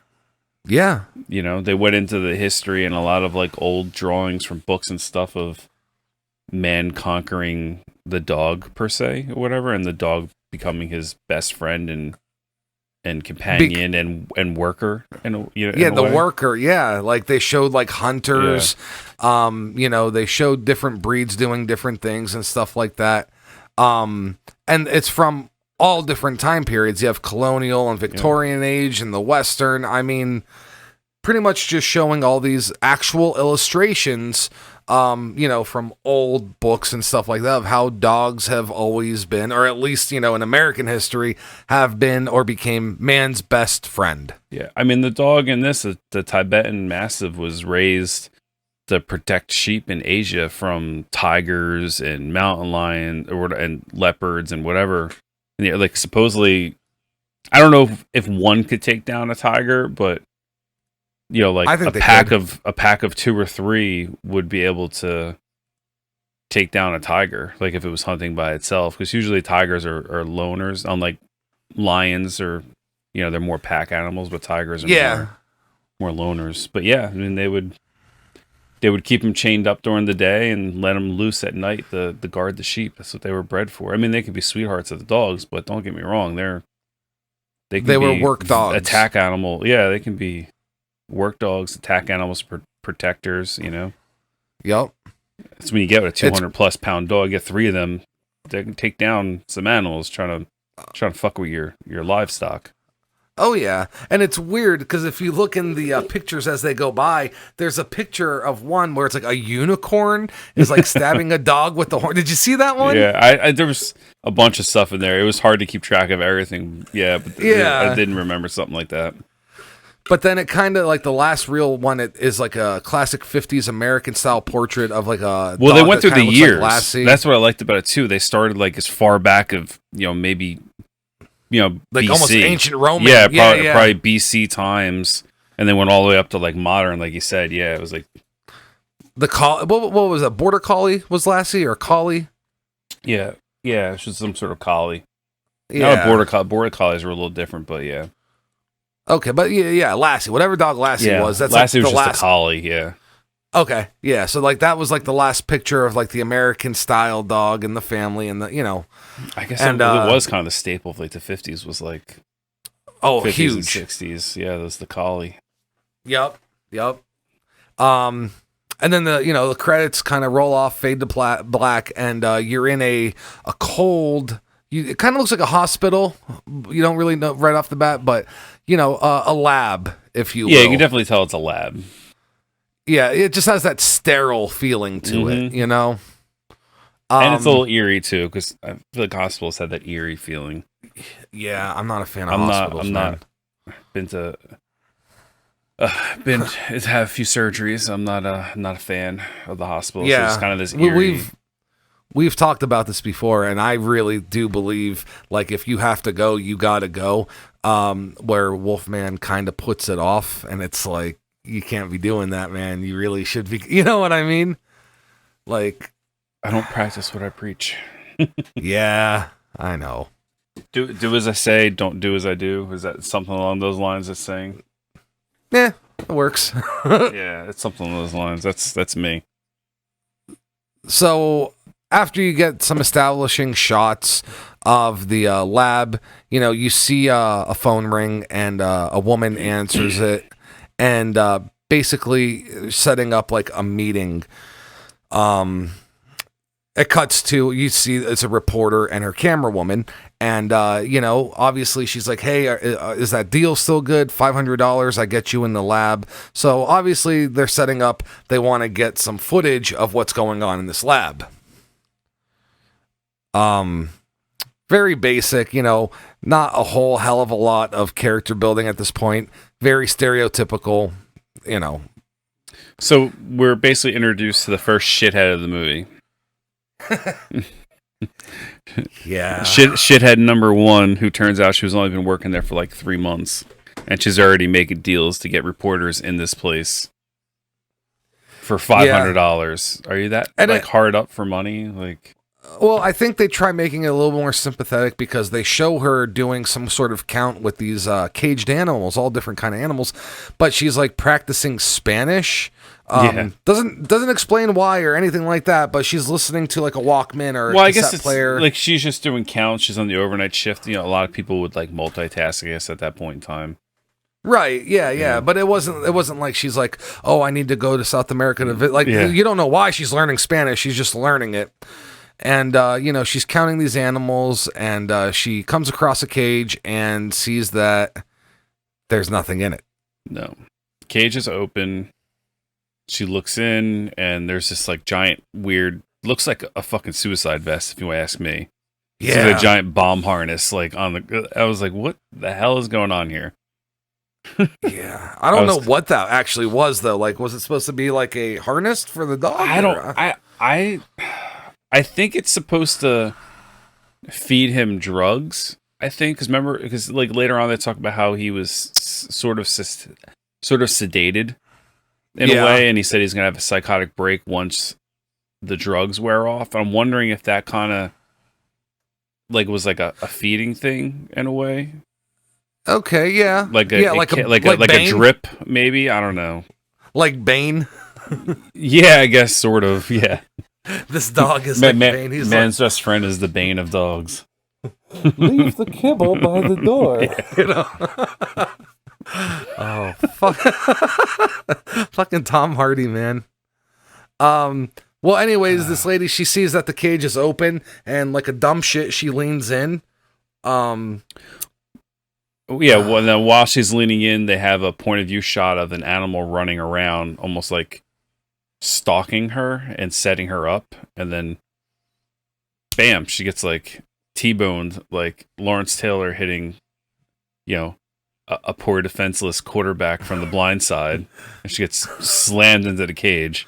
I'm not even trying to be funny about this. I'm like literally trying to give someone an analogy of this woman just gets fucked up, like she gets smashed. Like one of the things I can think of, if anyone's like a fan of classic football, they know Lawrence Taylor. Yeah, Lawrence Taylor would just be hitting people like... Well, crack is a hell of a drug, But, she ends up in the cage, and you actually see a little bit of blood, and, she's being attacked. It's not like she was pushing the cage, and the dog's like, oh, I got you now, and runs off. They show the dog grabbing her leg and dragging her out. She gets bleeding. attacked. Yeah, she gets mauled and killed. Yep. And basically, that's your opening scene to set the tone. They don't show enough mauling and killing, which in today's movie industry they would have showed more, but has to do with budget then and whatnot. I don't even think they built the suspense up correctly. Like, they could have done so much more suspense. Agreed. This goes into where I was talking about how everything was shot very basically. I think they failed. Like, I thought it was a made-for-TV movie. When you told me New Line put this out, like, my jaw nearly dropped. Yeah. That's what I'm saying. Yeah, no, it was... They tried to film it. They tried to make it like a sleeper hit. It was supposed to be a big movie. It was released in movie theaters, but it just failed in every aspect with the exception of, like, the dog. Yeah. Like, the cinematography was bad. The shots were bad. The setup was bad. The script writing was even fucking worse. The characters were even worse. This movie wouldn't even fly today the way they wrote it. Yeah, I mean, the maybe PC overlords. Maybe on sci-fi. You know, like, but even then, I've seen sci-fi movies that are shot better than this. So, I mean, that's not saying a whole hell of a lot. No, I mean, like, this movie wouldn't fly today with the, like, PC overlords in a way. Like, they would have to change the way some of the stuff went along. Yeah. There'd be outrages about certain... Basically, every character in this movie would have an outrage on someone. Yeah, I mean, it's probably my biggest gripe with, like, modern cinema today, but that's a whole nother story. Some of the gripes are pretty worthy in this in a way, but not all of them. But yeah. All right. So let's continue. The reporter and the camera woman, they're trying to call the lady. Obviously, they're not getting an answer. So they show up to the medical lab and they see the guards. They're walking, loading a truck, and they wait for him to leave, and they sneak inside. Can we just mention this seems to be, like, for such a high class facility, it's like the worst guarded facility ever. Yeah, well, there's supposed to be like one guard on duty watching it, and he's sitting there helping load this truck up instead of being at the gate where he's supposed to be. And even the gate's like wide open; it's not even fenced in. If it's supposed to be like a $1 million plus project, this dog's like later on we find out like it's like one of the worst guarded. Yeah, very lax security. Yeah. He was talking to the guy about having him reword his classified ad for dating and, you know, like shit like that. Definitely not doing his job. So, you know, they make it in and they start coming across these animals in cages and, you see like, oh, they show a rabbit and like, oh, look, this rabbit doesn't have an ear. Like, well, listen, now you're just drawing conclusions, but they're reporters. So they're going to videotape something and they're going to put their own narrative over it. That's media, you know? Yeah, some of these animals were kind of cut up pretty fucked up. Yeah. But then they make it to like, I think the more severe one where it's like they get to like the chimp. The monkey. That was fucked. Yeah, but you know what it reminded me of? One of my favorite actors, Bill Moseley, and Silent Night, Deadly Night 3, when they had that brain thing on top of his head, Ricky. Basically, they did that to a chimp where it was like this big plastic see-through hat, and you could see his brain. I literally thought you were going to compare this monkey with Chop Top. No. Everything it reminds me of this monkey reminds me of Chop Top. If you just put a little silver thing on top and give him like, because he acts just like a monkey, he'd be picking little lice out of his fake hair weave over there and eating them. You know, just like. Hey, excuse me, doctor, scientist. Yeah, that monkey there just told me to lick his plate. You dog dick. What the fuck is that monkey needs to learn some manners. So no, fucking Silent Night, Deadly Night 3, of course. Obviously not one of his more well-known hits, but and then the monkey also had a tattoo on the lip. Identification purposes, you know. So but the main doctor. Yeah, but the main doctor actually showed back up to the office. I guess he forgot something, and he was bringing another animal in. He was bringing another monkey and something else, and he gave it to the other guy. That's right. He handed it off. Yeah, off to the security guard. So now the security guard is running errands for the main doctor, and no one is still guarding the front door. the front door, and obviously 2 reporters have already gotten in with this giant fucking camera. Yeah. And then like they go up to this big cage and it's covered and they're like, oh, what kind of exotic crazy beast is under here? They showed because there was a bear and then there was a tiger and they're like, oh, they're an owl doing doing tests on, exotic, endangered species, and they're like, what's in here? And they lift it up like a shitty magic trick and they're like, it's a dog. They're like, oh, a dog. His name is Max, and he is the cutest dog in the movie. Funny story, that dog that bit my sister was talking about, his name was Max, actually. It's kind of, really? Yeah. And he was a Rottweiler. Yeah. Which is what this dog is supposed to be based off of, even though it's not. And this is about the same. It's time pretty when close. It happened. Pretty close. I mean, this is a couple years before this movie, but when this came out, I was like, this is like Max. Yeah. Yeah. See? It was just kind of weird. Yeah, because that had to be around like 1990 when that happened ish. This movie came out in 93. So they say dogs have that sixth sense about, reading bad people. So, it never bit me. So she opens the door like a fucking idiot. Like, you're in this lab, you don't know anything about these animals, and she just opens up the cage. Luckily, Max is either heavily sedated or he's just a good boy, and like licks her hand and stuff, and she gives him like a hug or puts her arm around him. You know what I mean? Like, he's not like this vicious killer yet. So I guess they get caught. Or at least like the security guard, you know what I mean? Well, they're in there filming. She's trying to do it. She's like, "Oh, let's do an intro like right now," Yeah. And so they're trying to film, and they have a big fucking spotlight on this already massive camera. They're not being very sneaky with it. They have, like, it has like a giant battery bag with it too. That's another thing I was laughing at. Yeah, that was like the everything but the boom mic. Yeah, is rolling in. And he sees the light in the office as he's walking down, and he like barges in. He's like, "Hey, blah blah blah blah." Yep, security guard. Rah. Yeah, security rah. trying to do his job finally. Yeah. The dog gets out of the kennel. They all run. It's a mad dash. The dog like knocks over some barrels, like just randomly placed barrels at the top of some stairs that then knock over the guard and put him down the steps. So like that worked out. I always laugh at stuff like that because it's like, who would ever place these barrels there? And then they have like toxic labels on them, and they're just like on this random catwalk type area. You know what I mean? Why, and then why is this fruit cart sitting at the top of the stairs? God damn it, this is dangerous. It actually would have been funnier if it was just a random fruit cart. like oranges. Yeah. A bunch of knocks over oranges, bananas at the security guard. It would make just as much sense as toxic fucking chemicals sitting at the top of the stairs.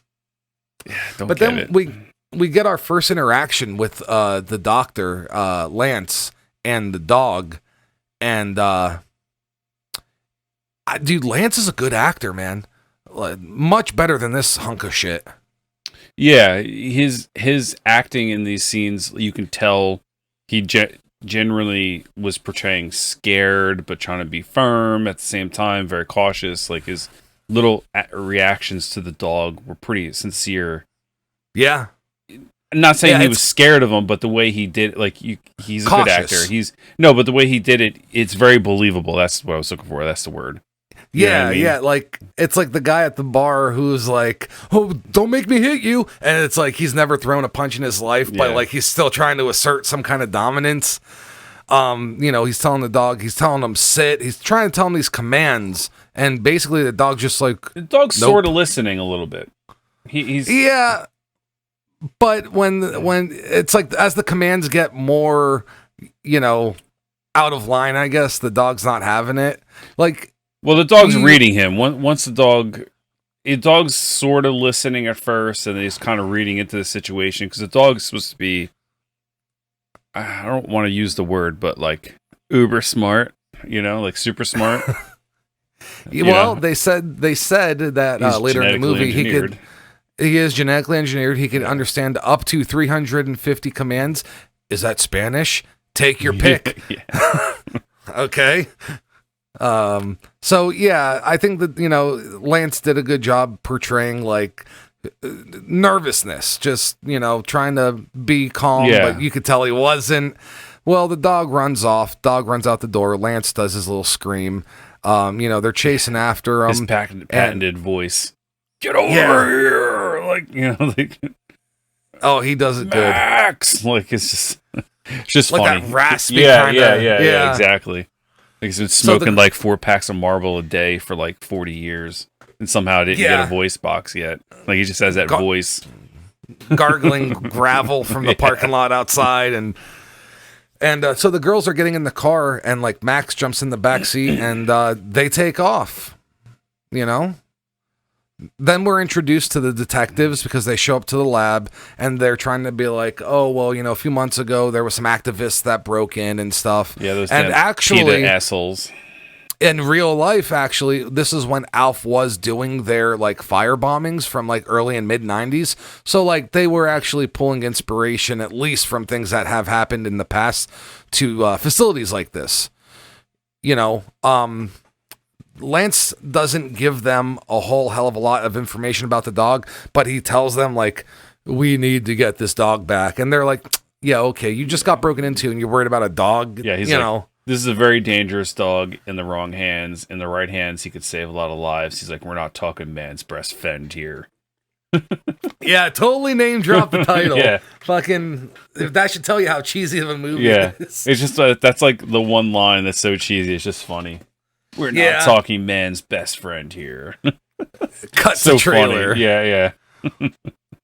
So they go. They're at a fucking supermarket. The reporters and the dog. He's a cute dog. He's coming up. He's not aggressive, and it looks like a mugger actually comes up and wants to rob these girls. The reporter and the camera lady grabs the purse. He goes to run off, but the dog gets out the car and chases him down. You don't see what happens, but the dog shows up and he has the purse in his mouth and he gives it to yeah, well, the guy is actually taunting the dog too, which makes it even worse.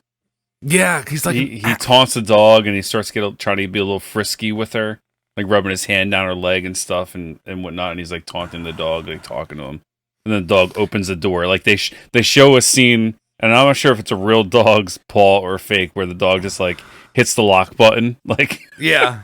So they're trying to show how smart the dog. It's like unlock, and the door opens, like flies open. Like it's just funny. It's just funny there's quite a few of those scenes. Yeah. They cut back. They're at the house. They're connecting with the dog. He's laying on his belly. He's being all cute. I really do like this dog. Big old fluff ball. Well, I can't. Yeah. Well, that's one they get with the dog food. When they're opening up and they're like, you think that's gross? Wait till he poops. Yeah, they say how bad it smells. She's like, wait till it comes out. Yeah. You're introduced to the reporter's boyfriend, who's like shitbag number 3 of the movie, or maybe it's 5. I don't know. He's an asshole. Are we gonna actually keep track of this? Because it's shitbag number 1 is the first girl. Yeah. Technically, the reporter and her friend are shitbag number 2 and 3. Yeah, because they broke into a place for and then let Max out in the first place. Yeah. Or do we count? Let's see. The guard really didn't do anything wrong. He's just a guard. No, he's just incompetent. He's just so I don't consider him a shitbag.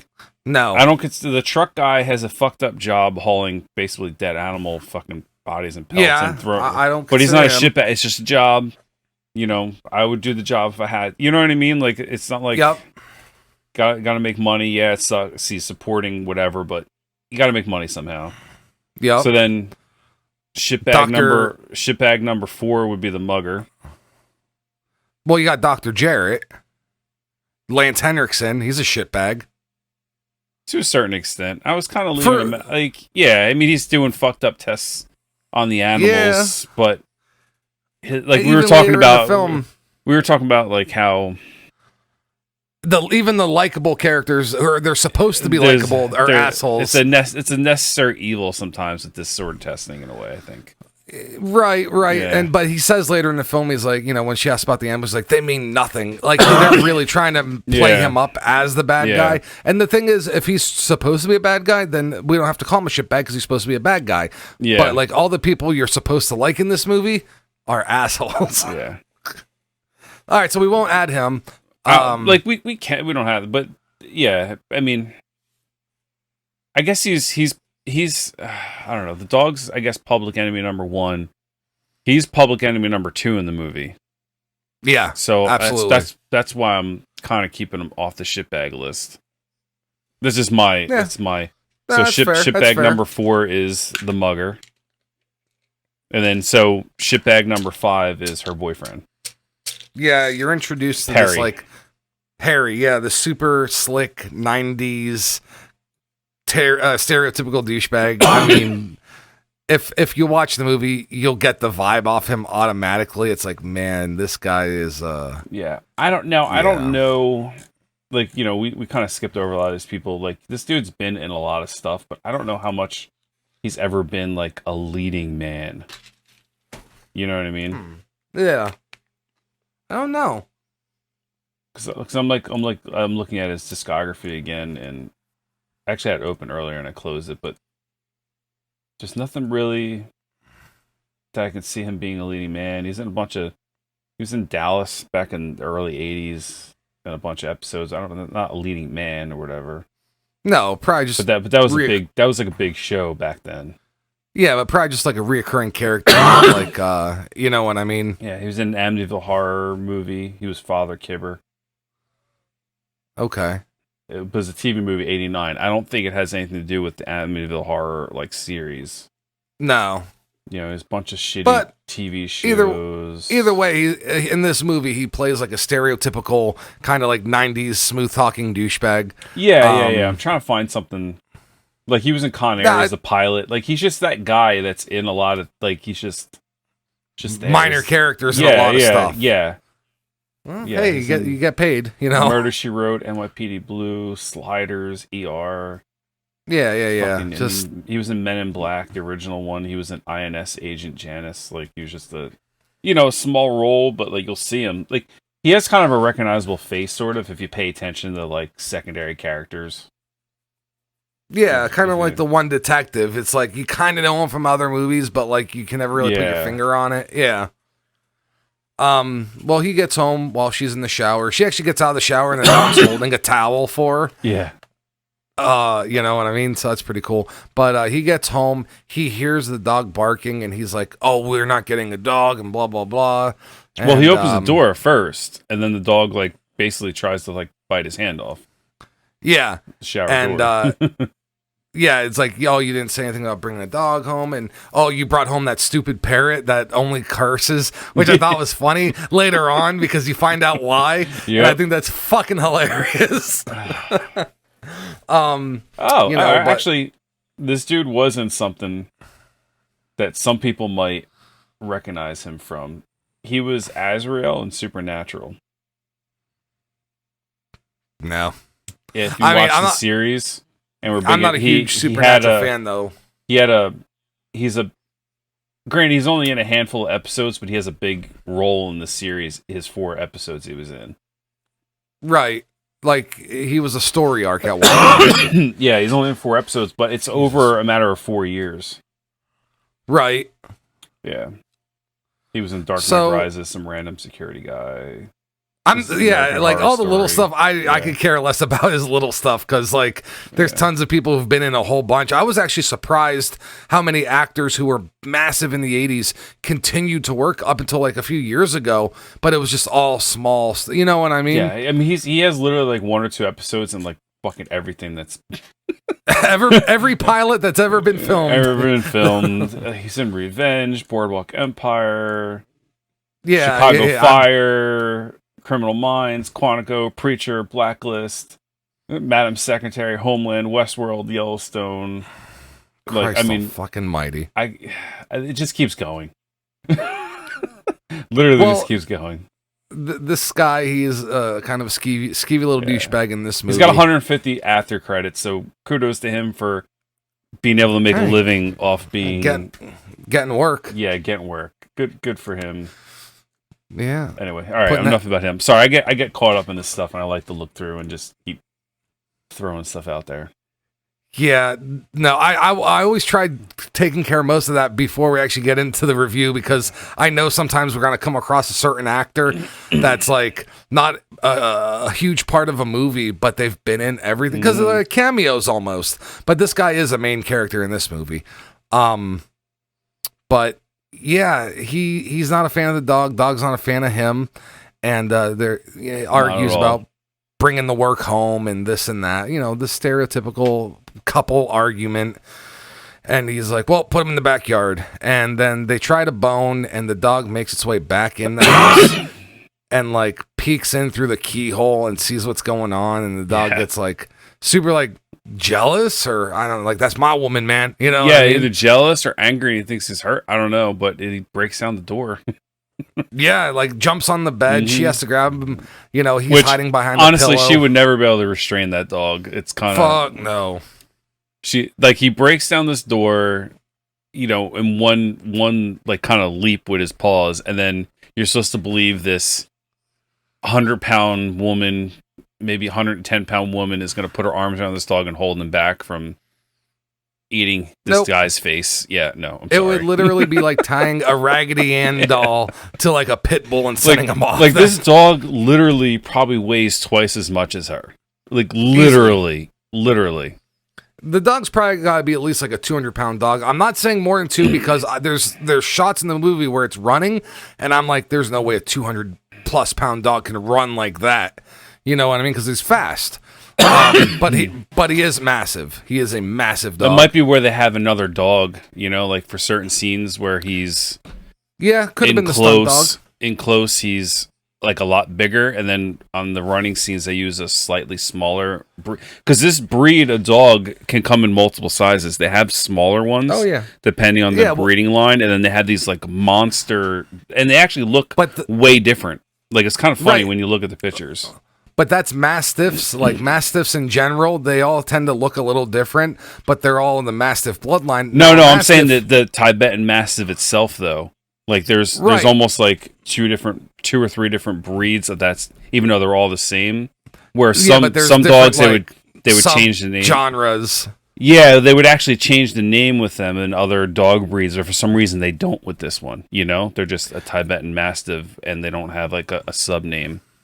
Yeah, you know? And it's even like dogs like the Dachshund or Dachshund or whatever. They're like they could technically have different names, but they just call them like long hair, medium hair, short hair. Yeah. But they are actually different breeds of Dachshund. You know what I mean? That's what I mean. There's no distinguishing the different. You know what I mean? Like they're all just Tibetan Mastiffs. For some reason, they're not like, oh, this is a short Tibetan Mastiff. This is or a red or a gray or actually there is a red Tibetan Mastiff. Actually, now I think about it, there is one. Yeah. Yep.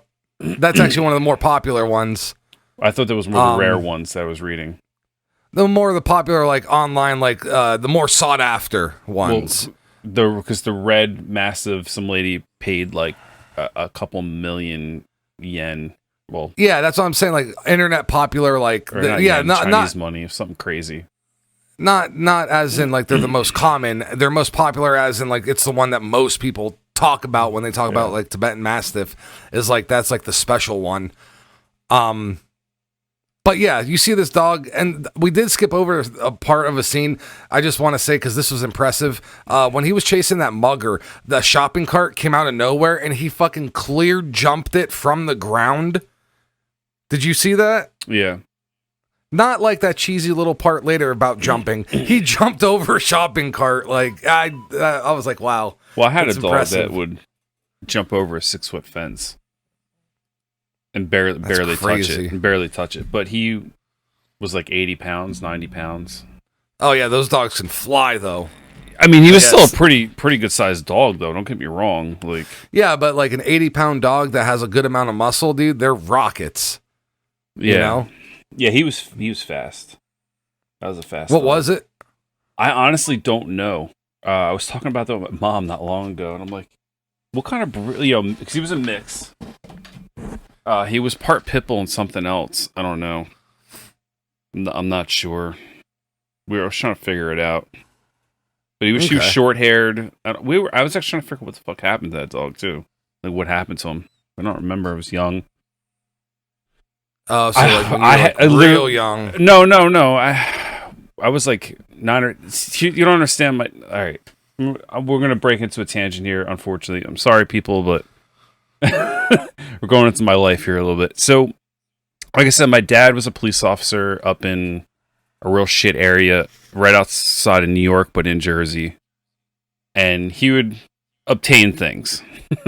I don't know what kind of means, or if he would, like, they would bust people and he'd take their pets or whatever. You know what I mean? I don't know. But I literally had 23 dogs at one point in time at the same time in my house. On top you said that's how you got that one Rottweiler. Yeah, I mean, You said your dad acquired stuff, and I was like, I'm gonna leave it stuff. at that. I had an African gray parrot at one point in time. Like, actually, I had him for like probably like 30 years before he died. Jesus Christ! Like I got stuck with him because no one else wanted him. The bird was an asshole, but he loved me for some reason for the most part. So I ended up keeping him for most of my life. But he ended up passing. We don't even know how old he was.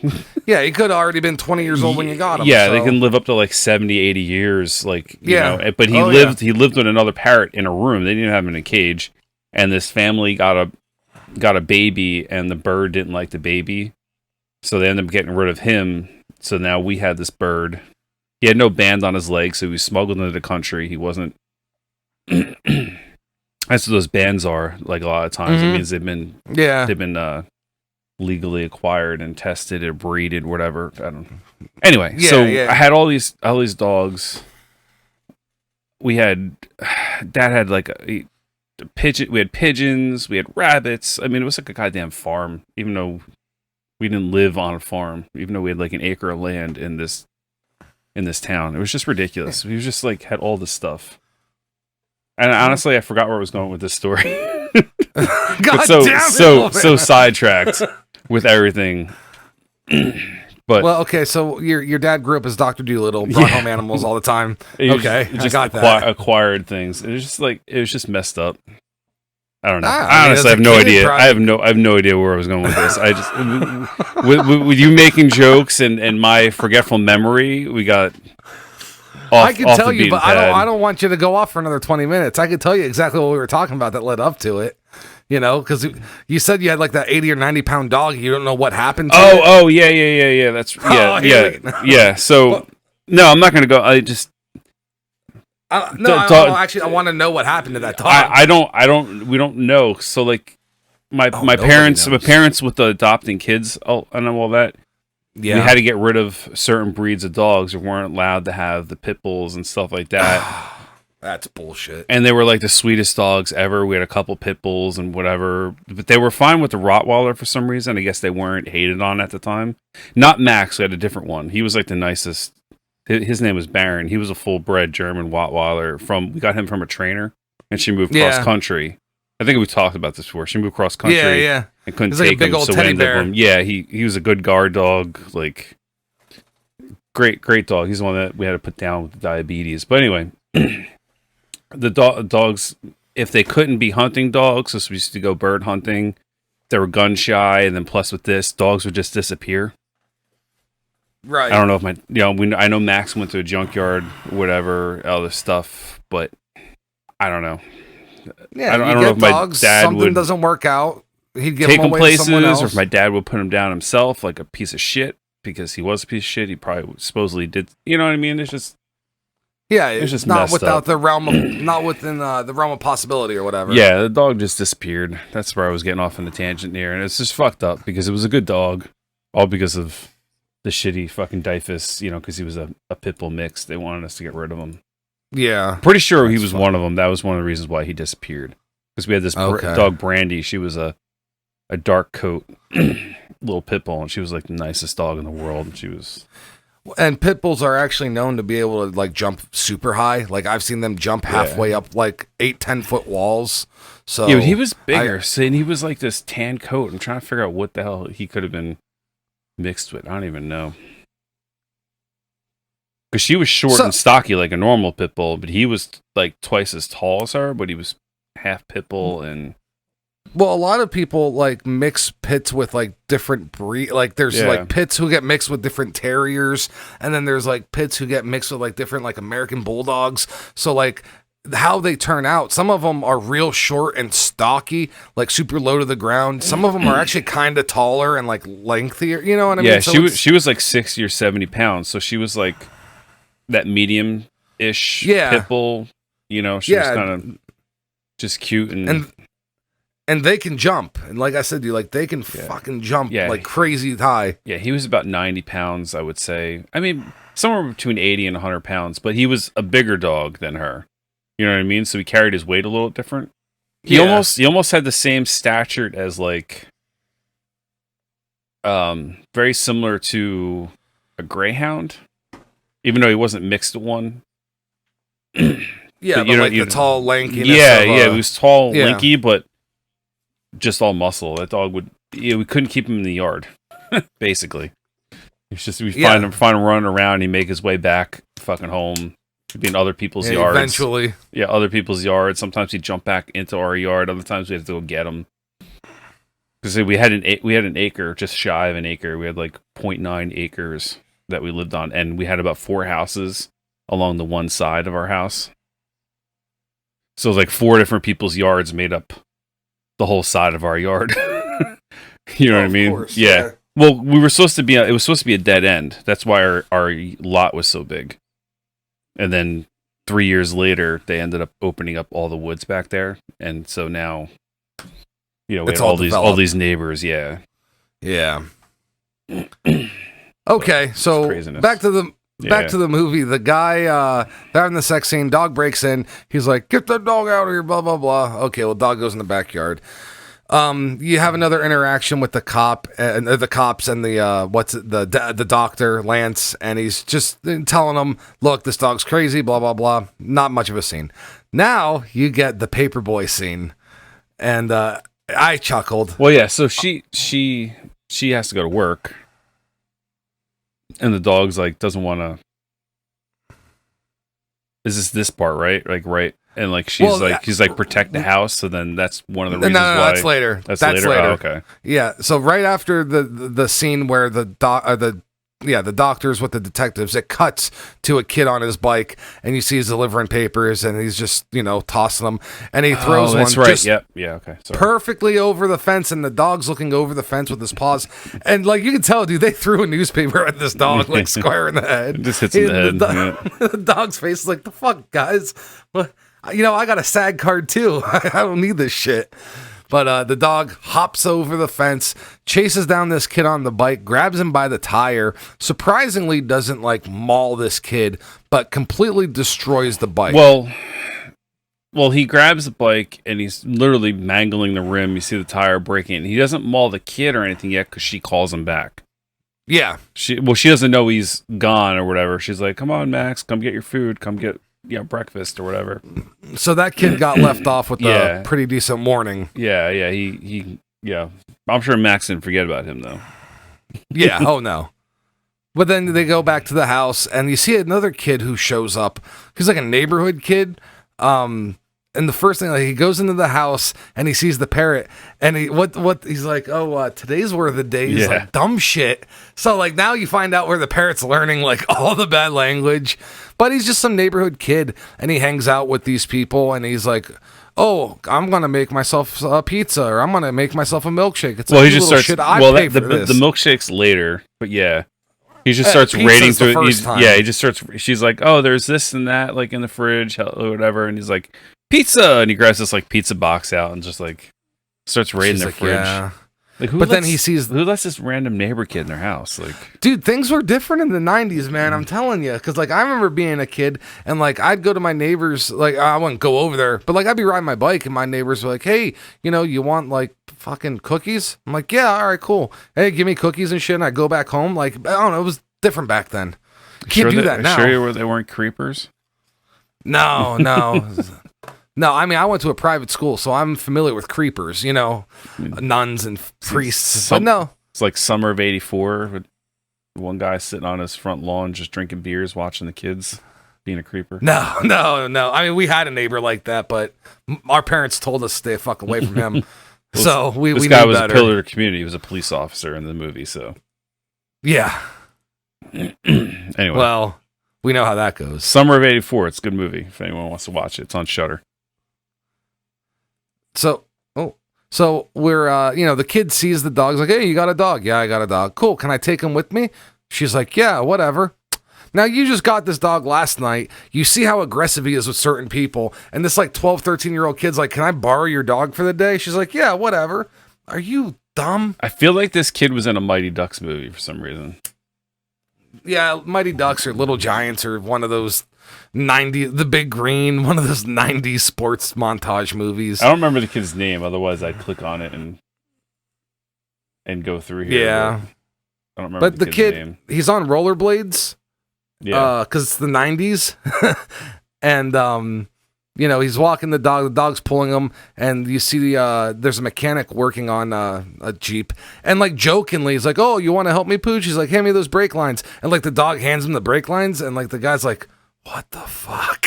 You know what I mean? It is Mighty Ducks.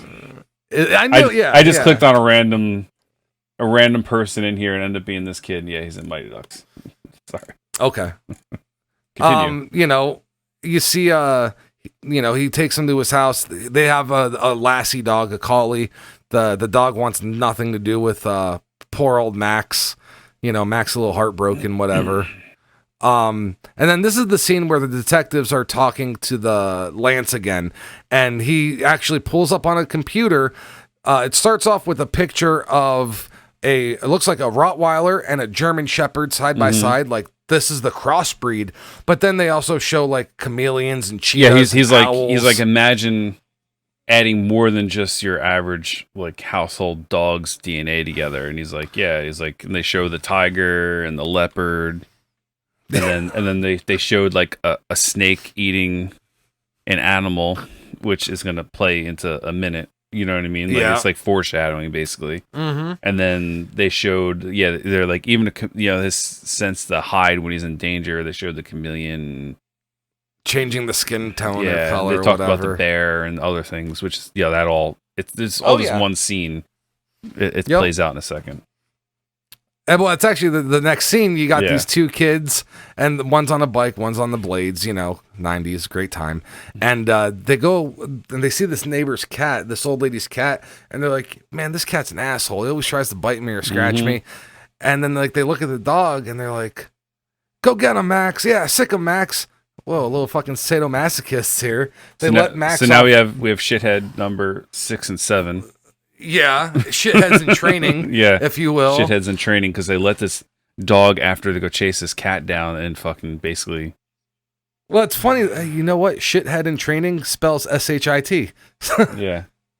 Shithead in training. Yeah. So now Max is chasing this cat down, and the cat goes up a tree thinking it's safe, but now Max is up against the tree barking at it, and all of a sudden you see his claws grow. So it's just like a bear or the jaguar or leopard, whatever, the different. So he scales the tree. But it's not retractable. It's not like the claws pop out. They physically grow. You know what I mean? Like CGI, they just make them larger. And no animal it's not CGI. It's actually like a practical. Right, but what I'm saying is they grow. And like no animal in the animal kingdom grows their claws in a matter of seconds. Well, I think they pop them out. Yeah, it's movie. That's just how they had it. I don't think they could have just been like a cat or a dog where they're like, you know what I mean? Like, retractable. Yeah. So like they had to make it like this grow, and then now he scales this mat. He's got to go up like what 40 feet. They make it look like it's a monster tree, and the cat keeps going up and has nowhere to go, and then the dog grabs the cat, and you just see it like with its head up, and its neck is like super wide now. And now it looks like a really bad fucking puppet. This is like the one effect. Like, I mean, I guess it's as best as they could have did it then. But the dog now reminds me of the dog from The Sandlot. Yeah. Yeah. Beast with the fakeness of the size of the dog's head. You know what I mean? Like that, the way they did the puppet and that, and he's literally swallowing the cat whole while the cat's screaming and clawing and whining, and the kids are like, basically like, "Holy fuck, let's get the hell out of here!" And they just leave the dog. Yep. This fucking killer dog. Basically, one of my favorite scenes in the movie. I'm sorry. Like.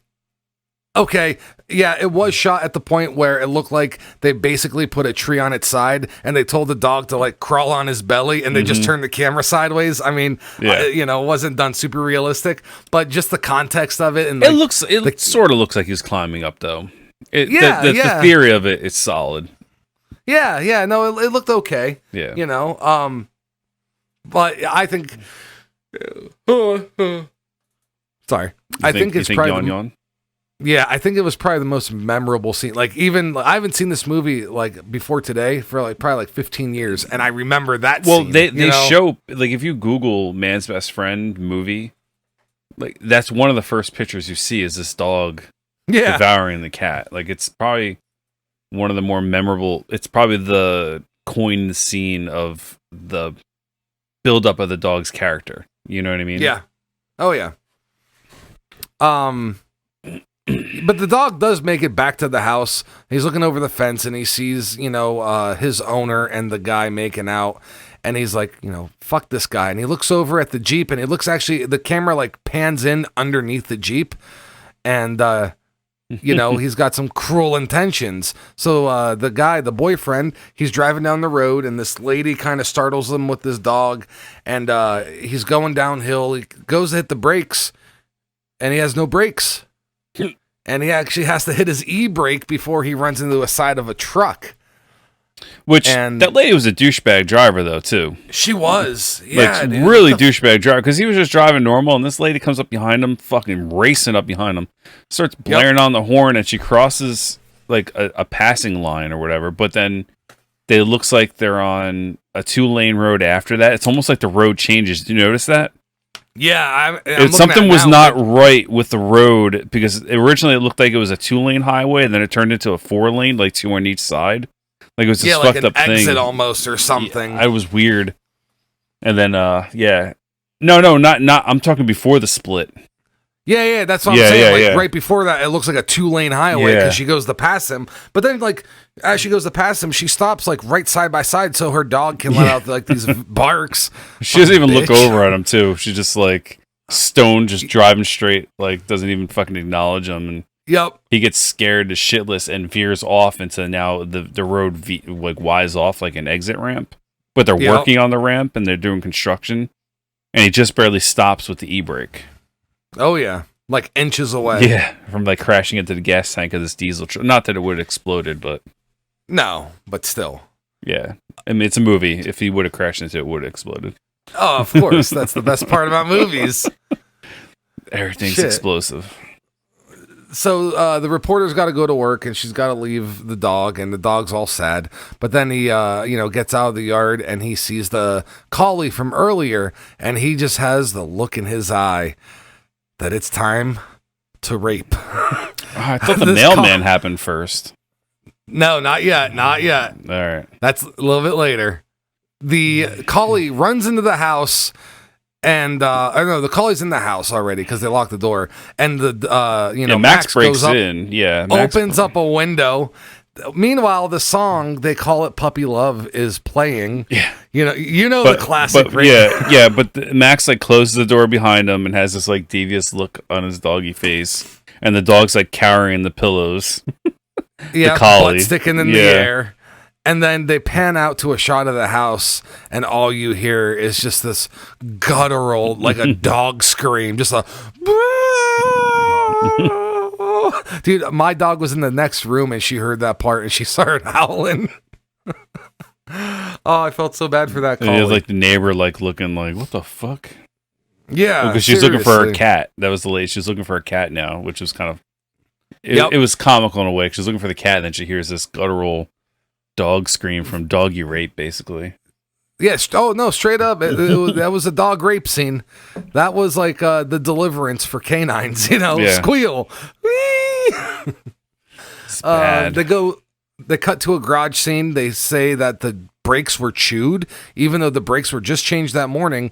That they were actually chewed. And he shows them the brake lines, and they were chewed. That's how that shit goes. Yeah. There's a little scene here, and it sets up something for later. It doesn't really mean much now, but I think it's pretty cool. Well, it was when the kid was... Were you talking about the brake line scene? You can talk about that? I was after the brake line scene. I was saying, they went to the garage to see why he almost wrecked. And no, because before that, there was a scene where they had some foreshadowing where the kid's walking the dog, and then the guy's working on the car in the driveway. Yeah, I said that one earlier because the guy's like, "Hey, Pooch, you want to help?" I might have been reading something I didn't realize. Yeah, you were trying to do more research on that guy and how many random It's all good. Yeah, he's like, hand me the brake lines, and the dog understood it. Yeah. But and the guy's like, huh? Like this. He's like, this dog is fucking smart. Wait a minute. The fuck? Hey, while you're over there, give me the 3/8 socket. Oh, you want metric? This dog knows everything. Yeah. But then, like, after that garage scene, there's a random scene where, like, the dog's walking down the sidewalk and he sees the fire hydrant and he has to take a pee. And we find out he pees acid. Yep. Which animal did they take that gene from? I don't think they took that technically from an animal. I think that's just added. Okay, like side effects of all the... Yeah, I think it's just, they just did it for effect. Unless it's supposed to be a play on, like, maybe, like, snake venom or something. I don't know. Oh, yeah, maybe. I don't know. But that wouldn't...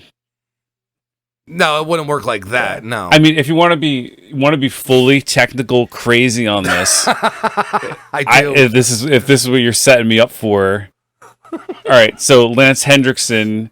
is really Bishop from the Alien series, and he went back in time to try to and he's using xenomorph DNA and put it into. Are you saying this dog is part xenomorph? Yes, and he has acid for urine, maybe even blood. Well, I guess not blood because we have blood later, but yes, but definitely urine. He's got acid urine from a xenomorph. And I thought gonorrhea was bad. Hey-oh! No, I wouldn't know. You're trying to tell us something? It's terrible. Listeners, remember, Gray has admitted to having gonorrhea. Gray's gonorrhea tips. Technically, though, that wouldn't make you burn. It would be the clap. Oh, really? Yeah. Didn't you pay attention How do to sex you know? Did you not pay? Did you not pay attention in sex id class? Because I did, because I knew exactly what I didn't want to get. I pay attention to Old Dirty Bastard when he said, burn ya. I get in that shit. I let it out like diarrhea. I got burnt once, but that was only gonorrhea. I don't know. I thought he was talking about eating Taco Bell, but that's a whole nother thing, I thought. I mean, he probably caught something from eating some tacos. He probably caught something from eating Taco Bell, too, though. Yeah, Taco Bell didn't have the standards and practices they have today. Oh, man, whenever that song was written in the 90s, eating at a Taco Bell in the inner city ghettos of New York, I don't know. Oh, man. yeah. Oh, absolutely. Fuck. Now we have the mailman scene, and this scene actually kind of upset me. Like, the mailman was a dick, but like... Well, Max started it. Because yes, he did. But she told him to protect the house. He's doing what he was told. Obviously, he doesn't know the mailman's not a bad guy, but then the mailman turns into shitbag number, what would we say? 8. Is he 8 now? Yeah. So who was 7? We had 6 and 7 as the kids who set I thought it was 5 and 6. No, because 5 was the boyfriend. No, was he 4 though? Oh yeah, he was 5. Yeah. So there's 6. Yeah, so right, 6 and 7 were because he's like, oh, you must be new to the neighborhood. You don't know me, and then he pulls out the mace. So apparently, this mailman just likes to mace dogs like a piece of shit for no reason. So he gets chomped on pretty good. Well, he maces them, and like the dog reacts like he's getting sprayed in the face with a hose. Yeah, he just shakes it off, and he's like, "Yeah, fuck you." And the mailman's face is like, yeah, oh fuck. Goes to run for it. Fucking the dog hops over a fence, which was another impressive feat by this dog. Cleared it, like you said. Well, like a 6-foot fence. It was even better because the mailman's trying to get over this fence, and the typical his leg is hanging, and the dog gets his leg halfway over. Yeah, and you just see like a good blood effect of a bite. It was a real good bite effect. It might have actually been a fake leg. I don't know if it was. It might have actually been a real leg, but with like maybe blood packs. Possibly, or it could have been a fake, because they could do, if the dog's trained well enough, they could do a bite scene like that. Yeah, you know what I mean, God, and it not actually hurt the stuntman very much. And then and then they just could have made it like bleed out. It could have been a fake leg too. Just the way it was shot. I don't remember. I don't remember how the cuts were in, but yeah, it looked like he actually grabbed a real person's leg. So if it wasn't, they did do a good editing job, because you couldn't tell, and the effect was good. Like all the bites are really good in this. Like we bitch about some of the effects, but some of the best effects were the dog bites in this. That's what I'm saying. Like, everything related to the dog in this movie was like decent, with the exception of eating the cat that looked fake as fuck, but what was hilarious and enjoyable in its own way. But that wasn't even the dog acting. That was a puppet. I bet the dog would have put in a better performance eating a cat than that puppet did. No, I'm saying effects wise, like with the dog. Yeah. Anything related to the dog was pretty good effects wise, with the exception of that one part. But anyway, so then he falls over the dog jumps over the fence, and it's another good. I mean, I'm sure they put a platform because it is an actual dog jumping over the fence. Yeah. They're not going to make him jump over that like 6-foot fence or 5, whatever it is, because it's a gate. Yeah. It's not the actual fence part. Some gates might be a little lower depending on the style. But he cleared it. Yeah, cleared it. It was like when BA, Mr. T, is like throwing a man in the air in the A-team, and they get that like lower shot on it, and it's like they go over to make it look like it's more epic than it really is. Like that's exactly how they shot that dog jumping over. You got to film it from a low angle. Yeah. And it was like, because it's like an arcing jump. So like when BA is grabbing a guy and lifting him over his head, throwing him, it's totally unrealistic. You can't really lift dudes and throw them like that easily. No. Well, it's just funny. Like, yeah. Mr. T in real life, he's not real tall, is he? He's kind of short, right? I think he's like 6 foot or 6'1". I don't. He's a big dude, but he's not like. He's not like a 6'6", 6'7". Yeah, no. So okay, all right. Just I wasn't sure. I don't think so. Well, I'm not sure. So he's 5'10". He's 5'10". Okay, so that's what you know. What so he's average. Yeah, I thought he was 6 foot. I gave him 6'1" out of sheer like actor big. You know what I mean? Like yeah. No, I figured because I thought he was about Mike Tyson's size. You know what I mean? Like stocky, kind of. Tyson's what, like 5'11", right? 5'9". Is he that small? He was the shortest heavyweight to win multiple belts, dude.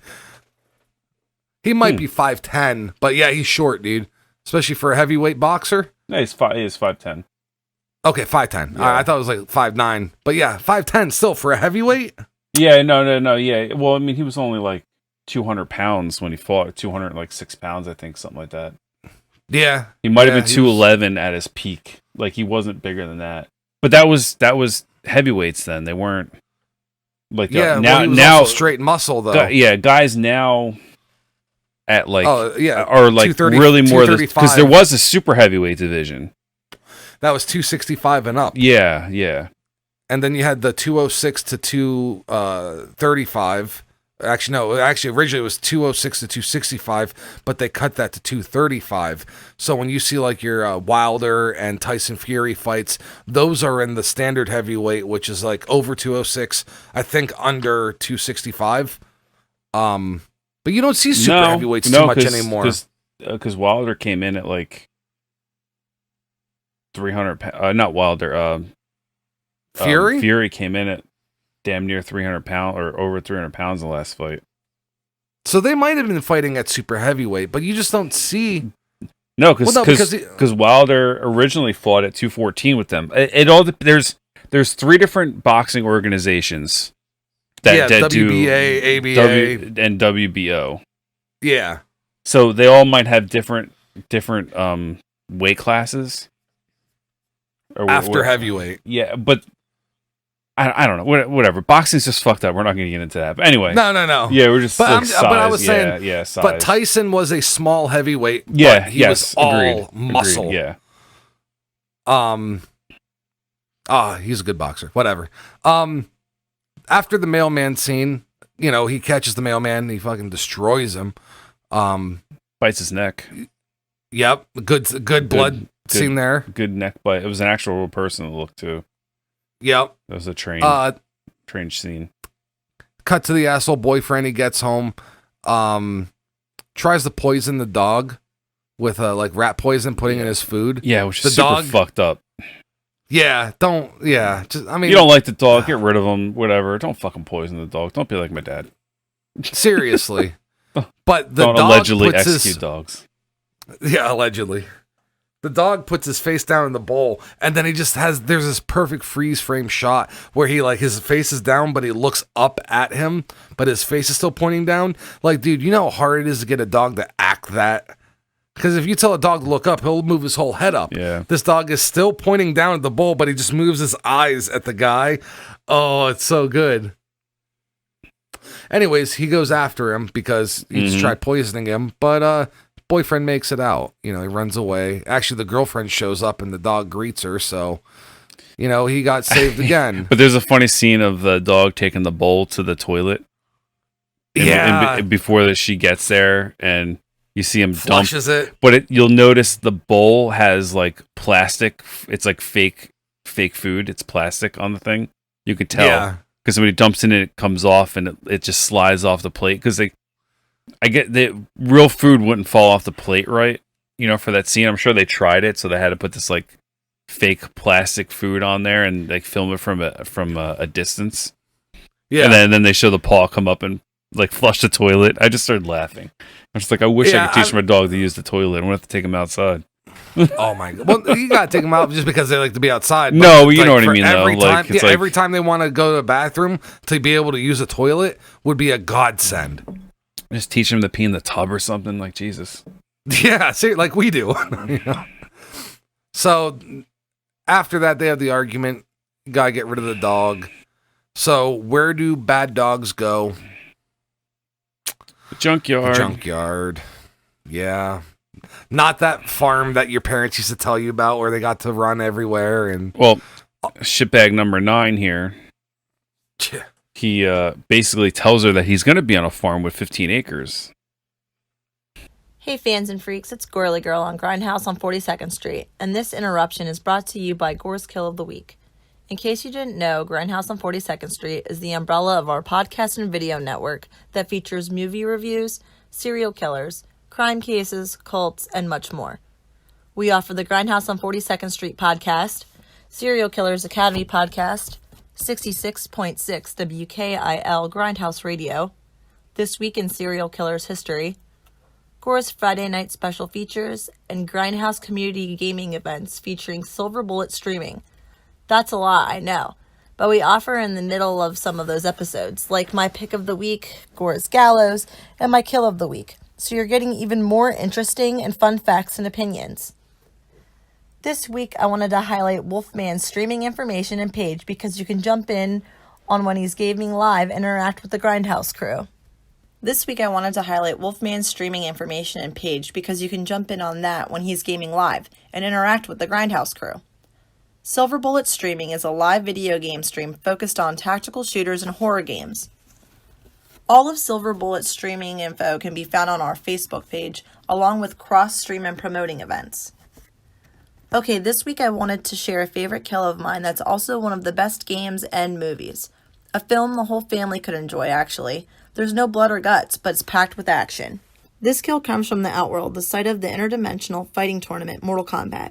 Mortal Kombat is an arcade fighting game developed and published by Midway in 1992, as the first title in its series.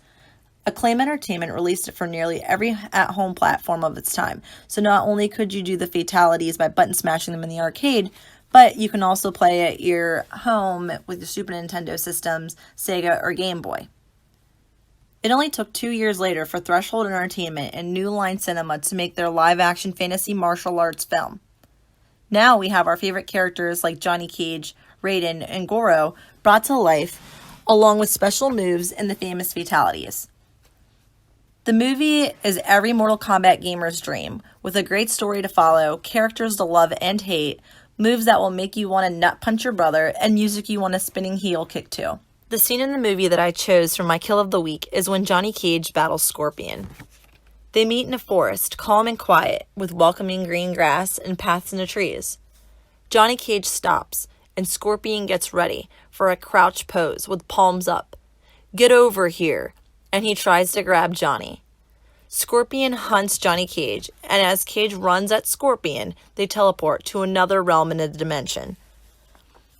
They teleport to an area surrounded by bones of dead bodies. It's dark and webbed, kind of like a nesting ground.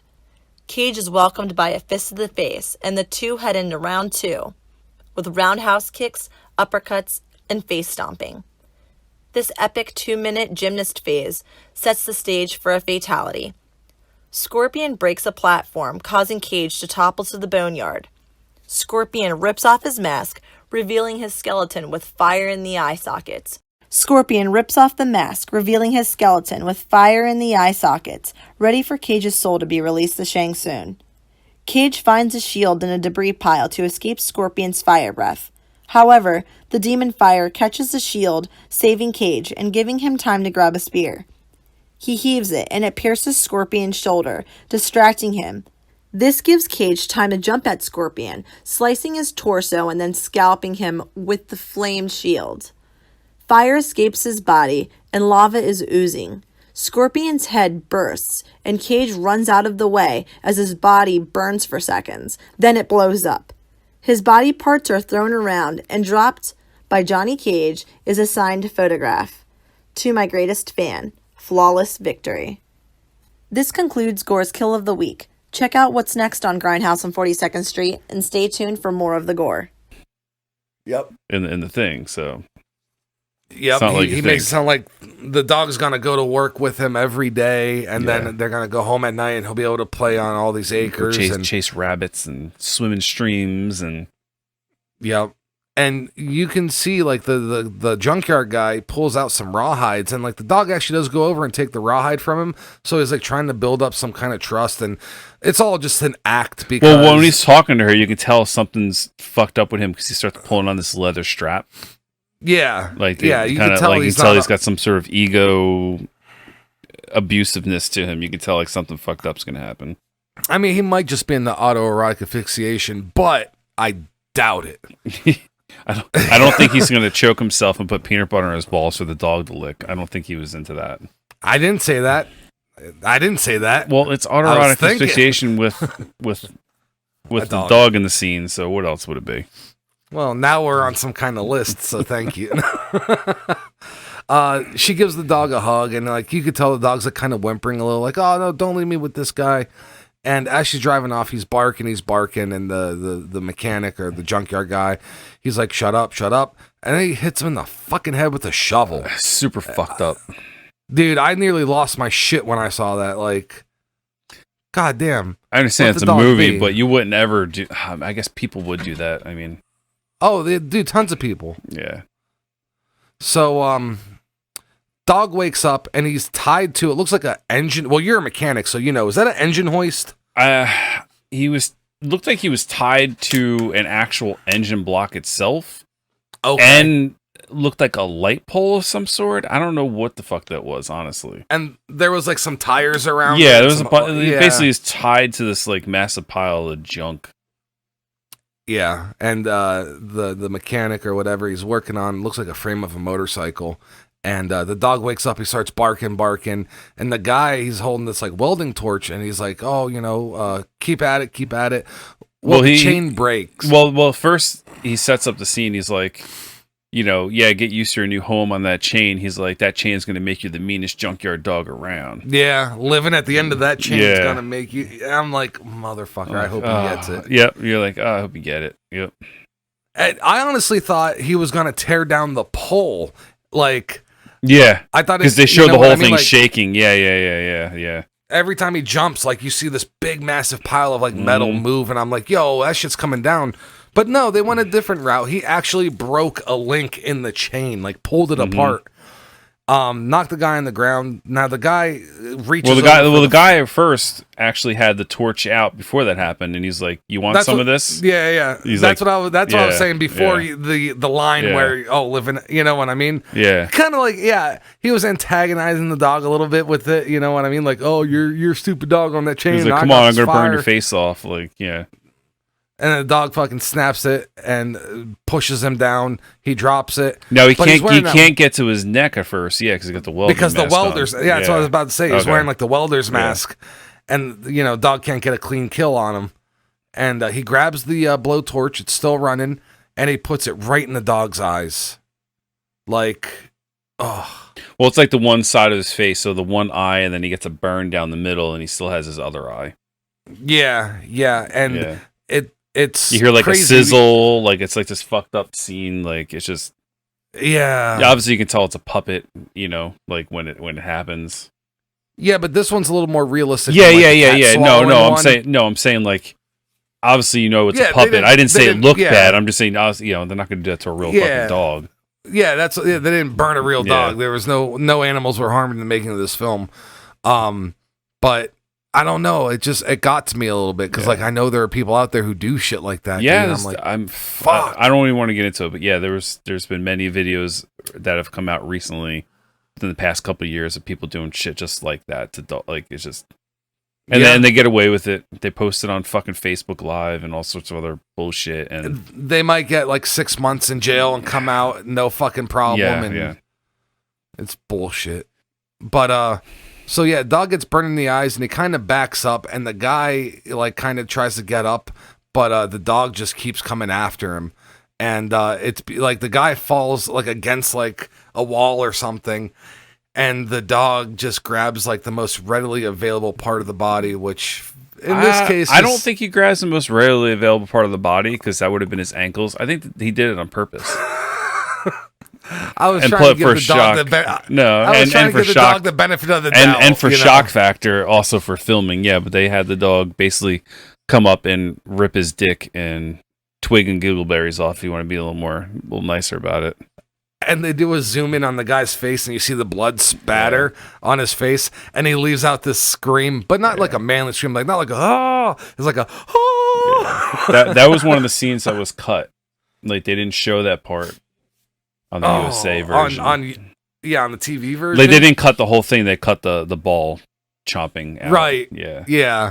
They should have left it. Yeah, that's one of the scenes. So. The reporter goes back home and all of a sudden she hears barking and she thinks it's Max, but then this like little Jack Russell puppy comes around the corner and the boyfriend got her a dog because he felt bad that she had to get rid of the dog, and and I'm thinking to myself, man, like if Max does come back, he's gonna be super jealous that there's a puppy there. That was like the first thing I went to. But regardless, at this point we kind of haven't talked much about Lance Henriksen in this movie because 90% of his scenes in this movie so far have been interactions with the cops and like why they're not doing anything. And then, there's like a missing persons case from the lady who was first killed. Yeah. So it cuts after that right to the laboratory. Right. And they're talking about the missing girl. Now they're suspecting him and maybe the dog killed her. So they're bumbling cops, but they seem to be getting smarter. Yeah, they don't really care about a missing dog as much as like, well, now a person's missing, so we kind of have to figure out what the fuck's going on. So pretty much the whole third act is like this big like mad chase where the cops are looking for the doctor and the dog. The doctor's looking for the dog and the reporter. You know what I mean? Max has left the junkyard and he's out for revenge. And actually, Max makes it all the way back to the house and you see him peer into the window and he sees the boyfriend and he sees his owner and they're holding the puppy. And then you see this great shot of Max where like one of his eyes, I don't know how they got a dog to wear a contact lens. I wanted to talk about that. I don't know if it's a contact lens. It might actually be CG. You think they have that kind of budget for, what I mean? Because they do use CG later in the movie. And it's such a small little thing, they might have actually been able to do this. I don't think it's that hard to do it. And if it is a contact lens, that's one of the most amazing dogs ever because they had to put a lot of like makeup on this dog and effect on this as it is. Yeah. But to get a dog to have a contact lens is crazy. But I think it's CG. I think they CG'd the eye. Okay. Well, like just the eye. Just the eye.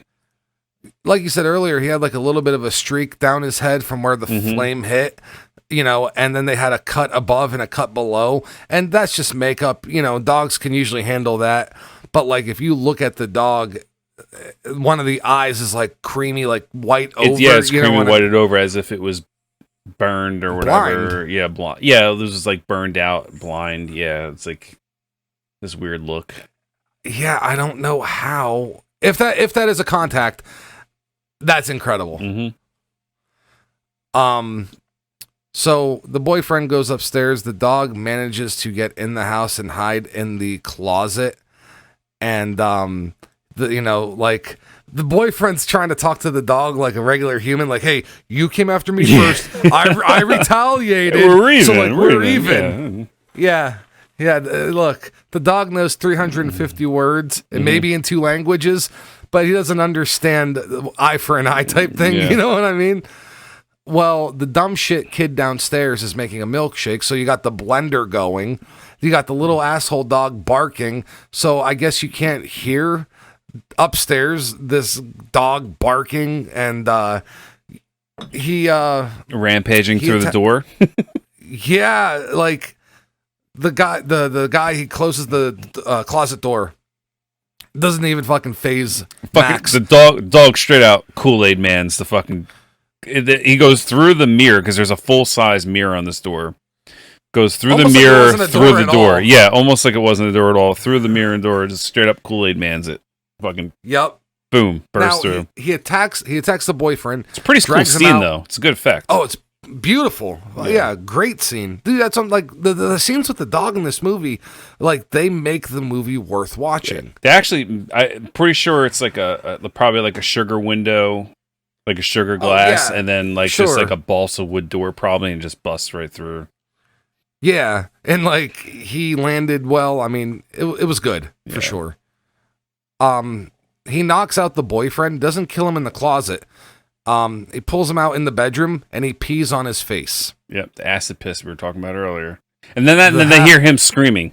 Of all things they hear, not the big crashing through the door, not this 200+ pound dog pouncing on another, 170-pound man going to the floor, nothing. No barking. Yeah, they heard the screaming of a potential R. Kelly victim. Pretty much. At this point, the cops show up, and the doggy runs downstairs, and the little boy has a baseball bat, and he goes to swing, and the dog grabs the bat, mid-swing. And I guess the kid didn't let go, and he flings him against the wall. Fucking beautiful. Oh, but the cops show up. Dog knows, I guess, don't trust the 5-0. Gets out the fucking door, runs off, and now you got the chase. So I was like, get the hell out of here. Look, I'm going to say this all the time. It's like the little skeletons in Army of Darkness, that one skeleton. Get the hell out of here. So there was other scenes in this movie about these two, but they're not worth talking about till now. The dog catchers. Well, yeah. They had them catching dogs, and they were these two little bumbling stoner type jackasses, I guess. I don't even know how to explain them. They just had like super the worst, confident. Yeah, they're just the worst. And they were like, yeah, we got this dog, this killer, whatever. And it's like this like little fucking terrier that's like doesn't weigh more than like 3 pounds probably.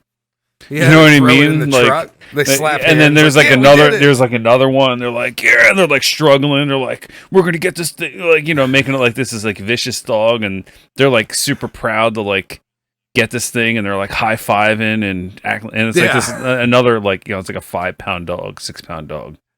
Yeah, it's like the guy who's like struggling real hard to reel in a fish, and then it comes out the water. It's like, and they're just being like abusive and douchebags about it and whatnot. And it's like these like little dogs, like they just they wrote them to be these like super, like your Laurel and Hardy, I don't know, bumbling idiots. Yeah, but like they made them even worse than that, though. Like, you know what I mean? Like, oh yeah, no, they're awful. Yeah, they're shitbags number 10 and 11. 9 and 10. Right, 9 and 10, yeah. So they hear on their radio that the cops are in a hot pursuit for a vicious dog, and they're like, "Oh, this is our time to shine. We got to get in on this action. It's our time to shine." That's their like exact words. You're like, "Oh, I hope these pieces of shit die now too." You're like cheering for Max now. Like, let's go, Max. Like, get the fucking piece of shit. Well, I've been cheering for Max for pretty much. No. I mean, you know what I mean? Like when they. I'm looking forward. Yeah. So, like, the cop has this idea where he's like, "Oh, you go down this road, you go down this road. We're gonna box him in," And this is probably the worst effect in the movie because they actually do box the dog in. CGI, like straight up. It's 1993, but not like T2 CGI from 92. No, this is like no budget CGI. This is Walker Texas Ranger CGI. This is like copy and paste, like cut around the dog and float him in the air. No, it's a little better than that, but yeah, it's Walker Texas Ranger CGI. Did you ever see like them fire a missile off a helicopter or something? A Walker Texas Ranger, it's so bad. It is one of the worst. I love It's one of the worst effects ever. No, the show is fucking fantastic because of how amazingly bad it is, you know, and it's Chuck Norris. And it's Chuck Norris in his stretchy jeans kicking people. I didn't even know stretchy jeans were his action jeans, I think they were called, that he made. Action jeans, I didn't even know it was a thing because I'm always like, how the fuck is he doing roundhouses in jeans? I can never like lift my legs up in jeans. Like, apparently there's this whole like line of stretchy jeans that basically martial artist like, Chuck Norris like endorses or makes or whatever. Basically, he wears like motherhood maternity jeans that are like yoga pants that look like denim, and they don't rip out the crotch like you think they would. But I think they're like similar to a jean fabric though. They're not like they're denim. Yeah, they're not like jeggings where it's like jean looking leggings. Well, there was a guy that skated roller derby for the New York team. They were called jeggings, and they looked like these shitty black stonewashed jeans. Like they looked like jeans, but they were leggings. And that's what he wore all the time. So they were jeggings. That's what we called them. So that's what they're called. If it's anything made of jeans, you just put the J in front of it. So like jorts are like jean shorts, and like jeggings are jean leggings. Yeah. So like a jert would be like a jean skirt, sort of a jean shirt. Yeah. We'll come up with our own line. Yeah. But the cops, they do box him in, and the dog's running full force, and he jumps in the air between. At first, it looks like he's jumping between two cars that are like coming in on each other, but then they do like this pan out shot where the dog's clearly like 9 feet in the air, and it's like, okay, they would have been better off filming it like they did like the $1 Million Man. No, like $1 Million Man, like when he's like jumping, or like the Hulk or something from like the 70s when they're making him jump and they had that little sound effect like like whatever, and it's like bionic, and he's jumping over the cars, and the way they film it, like and then add like a fence jumping like over a car, and low angle, and then cut back to the pile up. Instead, they need to show the giant pile up of like 4 or 5 police cars now instead of just like 1 or 2, and he's clearing all of them, like flying through the air, and it just looks terrible. It looks fucking god awful. When you said $1 Million Man, I first thing I said was, why are you talking about Ted DiBiase? No. But then I realized you're talking about Austin, right? But not Steve Austin, the wrestler. No. Okay. That's where Steve Austin sort of got his name from, I think, a little bit. Yeah, Stone Cold. So the dog clears these, man. And that kind of only leaves the 2 bumbling idiots, and they chase him down to this garage, like an open garage door. Oh, God, yes. This is like the second worst CGI scene. Yeah, second worst. Yeah. And no, definitely is the second worst. Definitely like, it looks okay. It doesn't look too bad, but it's just the whole idea of the scene is it's horrible. Yeah, that's what makes it hard to believe. So these dog catchers, they see him run into a garage, so they walk up to the garage door, and they got their little implements of catching dogs, and all of a sudden they're like, "You ready for some action?" And the one guy's got a stun gun, the other one's got his thing, and they're like, "Let's go get him!" Yeah. They're like, the garage door closes behind them. They're broing it up into the garage. Oh yeah, no, dude, they're psyched. Like they're like, "Oh my god, we're gonna do this. We're gonna be on the newspaper." Well, then the dog uses his psychic garage closing powers. Right, he uses dog force. And one guy even says, he's like, I don't have a good feeling about this. Like, well, dude, we were just broing it up like 10 seconds ago. What are you talking about? Don't lose out on me now. I need you. But they look at this big pile of shit in a garage, and you don't see the dog. But then you kind of do. Well, you kind of hear some growls. You don't really see the dog yet. No, but you know what you do see? Predator did it better many years before. Okay? the dog's using his chameleon gene camouflage skill. His chameleon cloaking.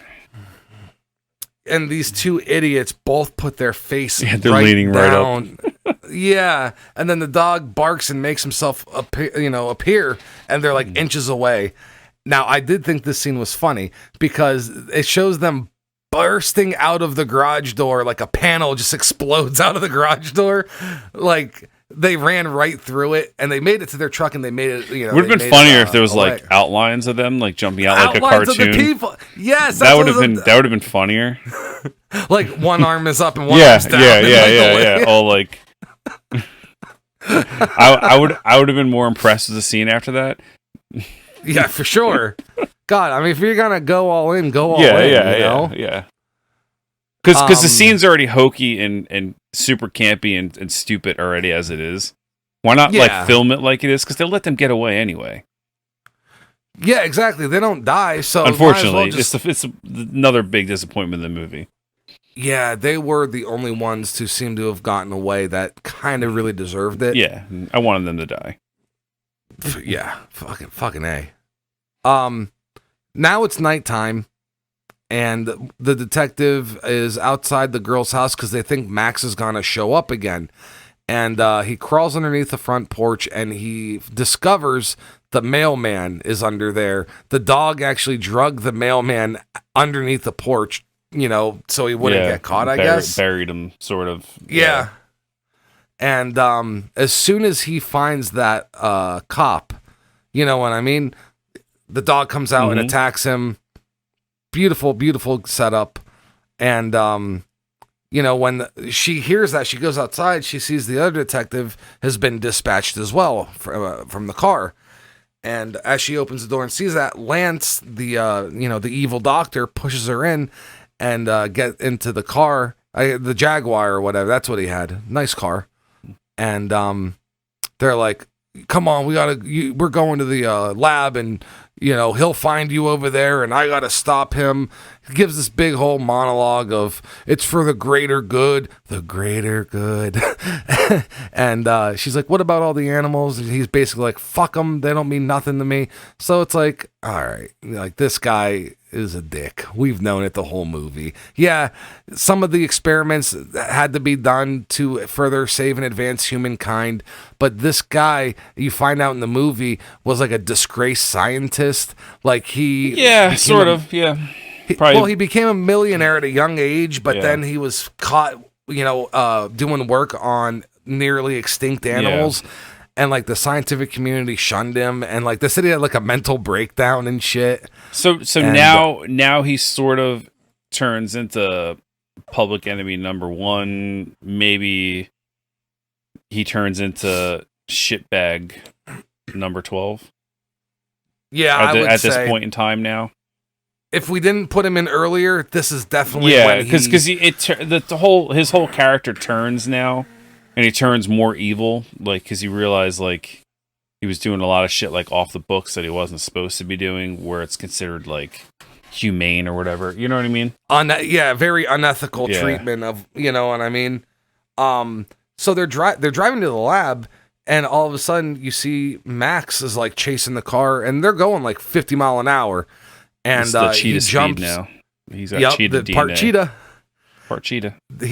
I was say it's like part Chester cheetah, like eats Cheetos all days, and he jumps on the back of the back of the car, makes it on the roof. He starts like pounding on the roof, and you see it denting on the inside. Then he like morphs into monkey fists, and he starts like Donkey Konging the roof. Not really, but no, but that's how I imagine it. He's just like pop, pop, pop, pop, pop. And he makes it to the hood. Give me my car. princess back. I'm going to throw barrels at you. The barrels, yeah. That's where those barrels came from at the beginning of the movie. Because he's got part Donkey Kong blood in him. He's got Donkey Kong blood in him. Donkey Kong barrels. Were you a fan of Futurama when it was on originally? Yeah. And he's like, he'll have the strength of Hercules and the flexibility of Gumby. And Zoidberg's like, Gumbercules? I love that guy. So the dog makes it to the hood, and like, Lance is like pointing this gun at it, and the dog's like, nope, and just like fucking charges head first through the glass, the windshield, and grabs his gun, so like he can't shoot him. And obviously you can't really see where you're going, so they wreck the car. No, he's got a car wreck. Just how movies work. Yeah, standard action car wreck. Mm-hmm. But everyone survives, and they make it into the warehouse, and this is like your big climax, You see the girl, the reporter, and she's like hiding, and she has like a big scalpel in her hand, and the dog comes up and he's like growling at her and stuff, and she looks at him and she puts the scalpel down, and as soon as she does, like the dog stops growling, and he comes over and like licks her hand, and it's like, they were saying throughout the movie, if he didn't get his medicine, he was going to go even crazier and turn on everyone. But he still did not turn on her. It was like, yeah, she had the knife in her hand, so he was pissed off. But as soon as she wasn't a threat, like, he was okay. You know what I mean? Yeah, he had like a bond with her, basically. And he came back and he started licking her face. She saved him from the experiments. And I think that, But Lance burst in with the fucking shotgun. I don't know where the fuck that thing came. And he got it from his bug out xenomorph gear. Yeah. Well, obviously he knows better. Mm-hmm.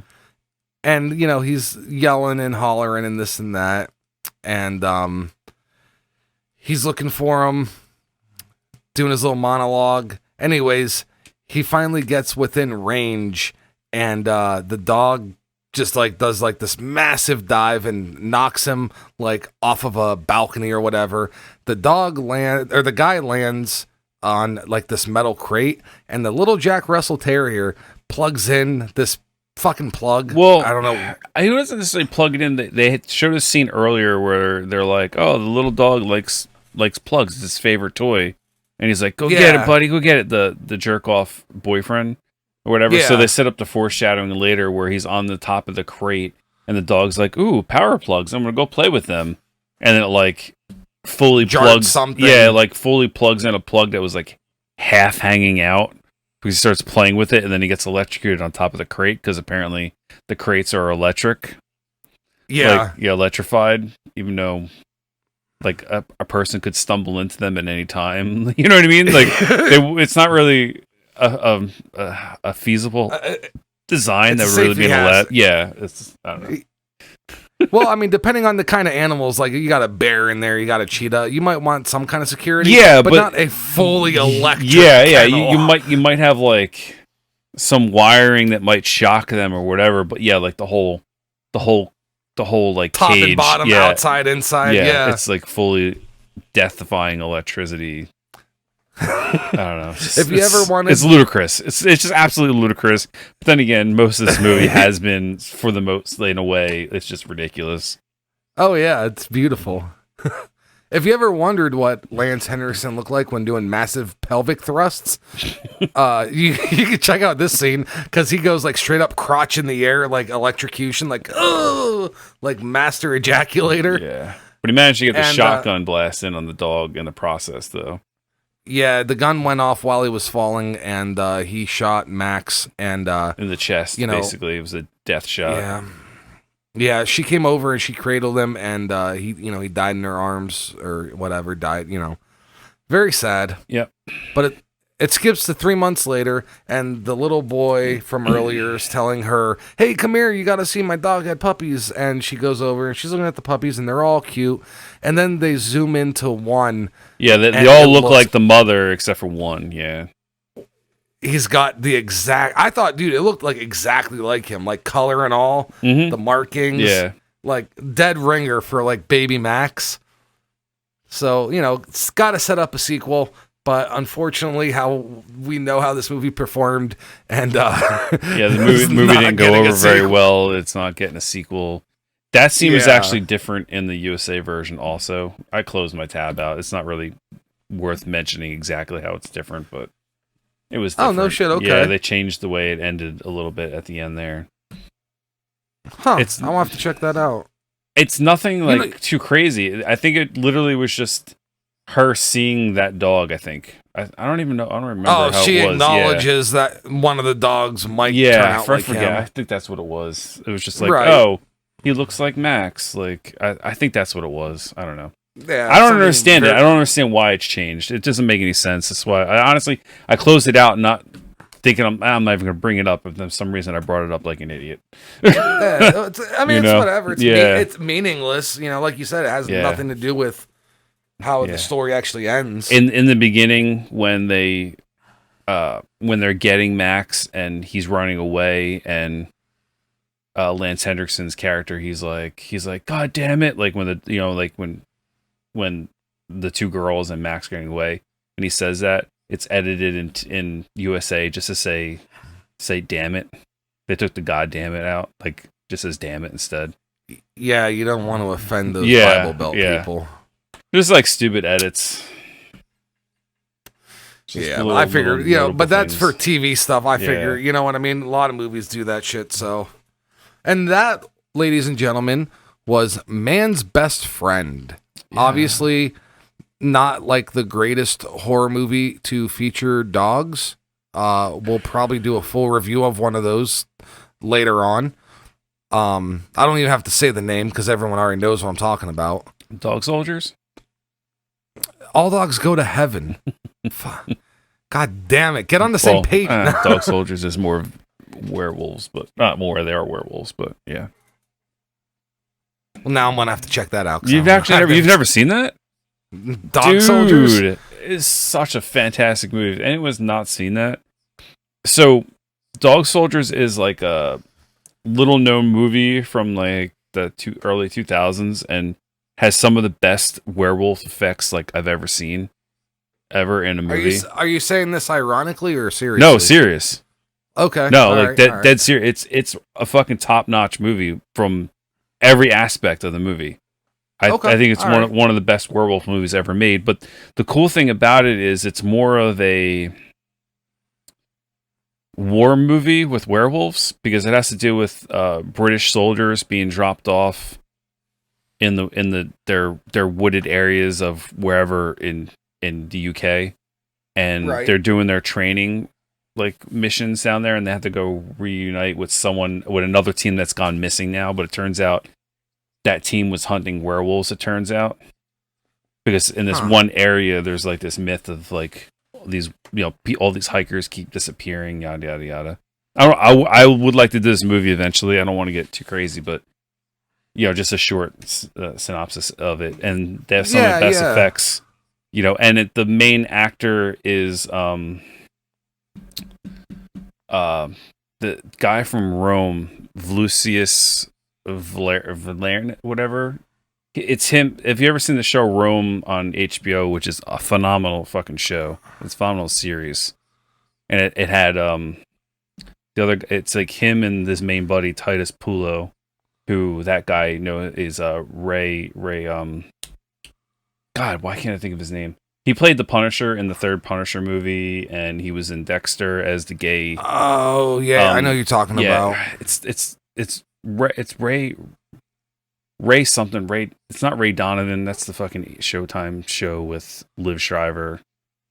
I can't. I used to know his name because he's a phenomenal actor, but he's this big fucking muscly bald whatever. But that guy, his buddy, is Lucius Varenus, I think his name is, in that show. He's the main character. People will know him from Grey's Anatomy. He's like some doctor on that show also for like many years. But he's a phenomenal actor. That's what I'm trying to get at. Right. He's like the main character in the movie, and it's just a fucking fantastic movie. Everything, hands down, effects, cinematography. I have to ask you real quick, because they recommended a movie after this movie. Have you seen The Breed? Yes. I haven't. I've seen it once. I rented it from Blockbuster many, many ages ago. It has something to do with people on an island with all these dogs, right? Yeah. How's that? Don't remember it being very good.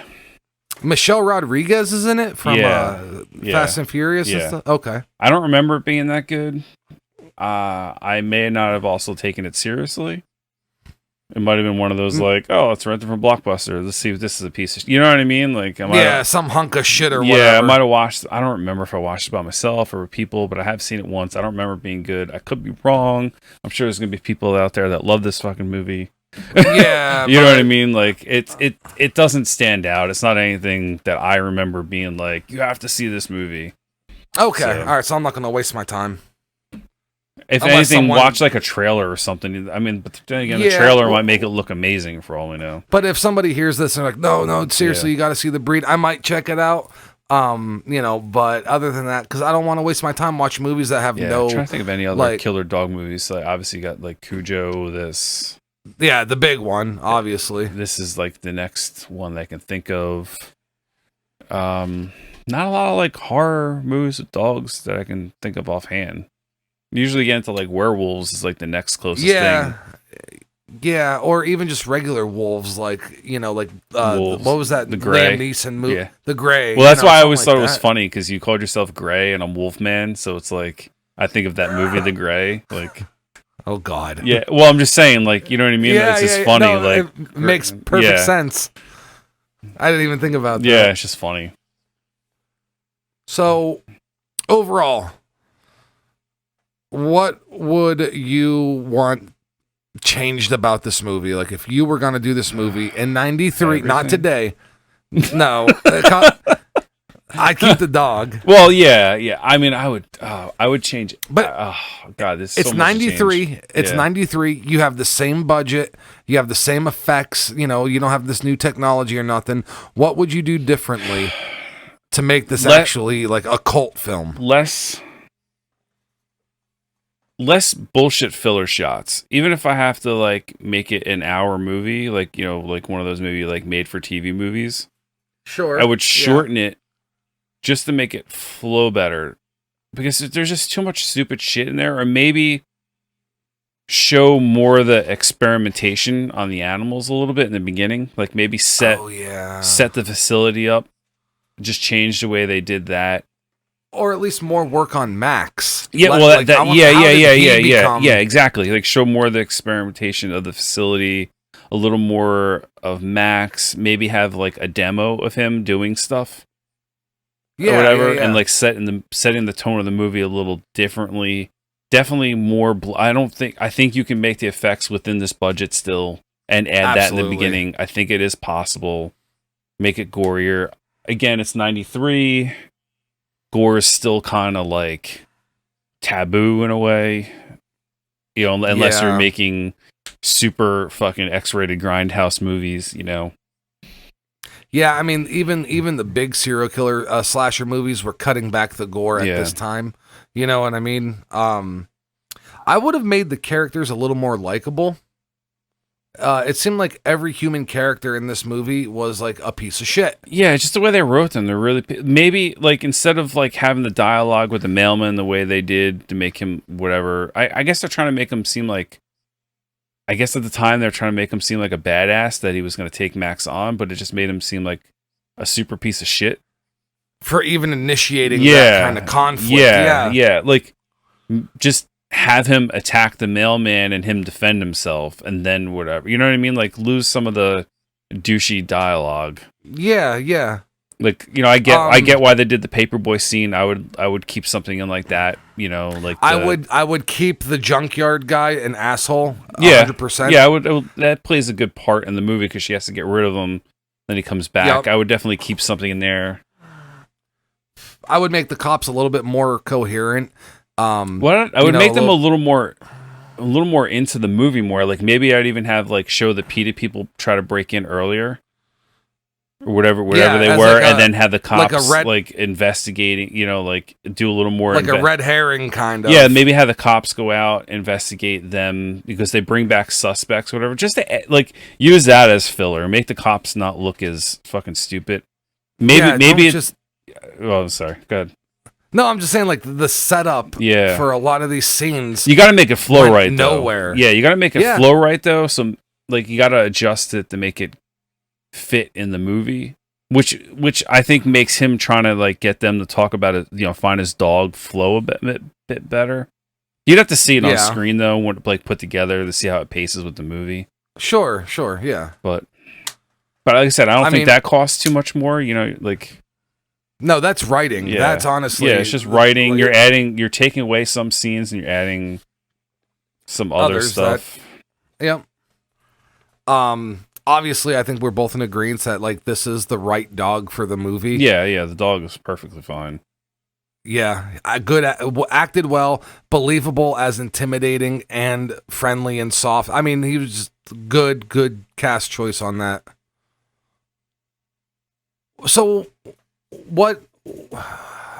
I know it's not going to be high because I would maybe cast different people, like for the boyfriend. Not Lance. No. You didn't let me finish. Okay. For the boyfriend and the main girl. Yeah. Like just cast someone different. Yeah, like he looks like a good douchebag, but I would want someone.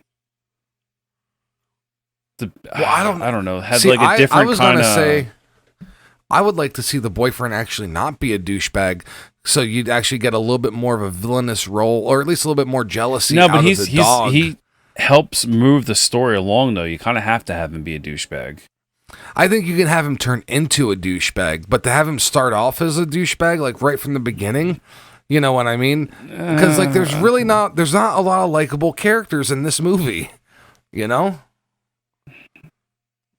I will say, I don't know. I disagree a little bit, but yeah, the critics gave this 21%, where the audience actually gave it 43 on Rotten Tomato. So definitely a lot of nostalgia. Well, yeah, it has a 21% rating on Rotten Tomatoes. Is that what you're talking about?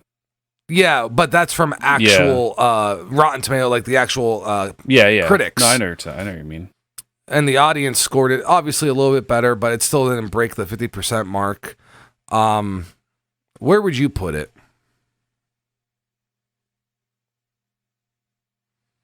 Maybe in the 40s, like they did.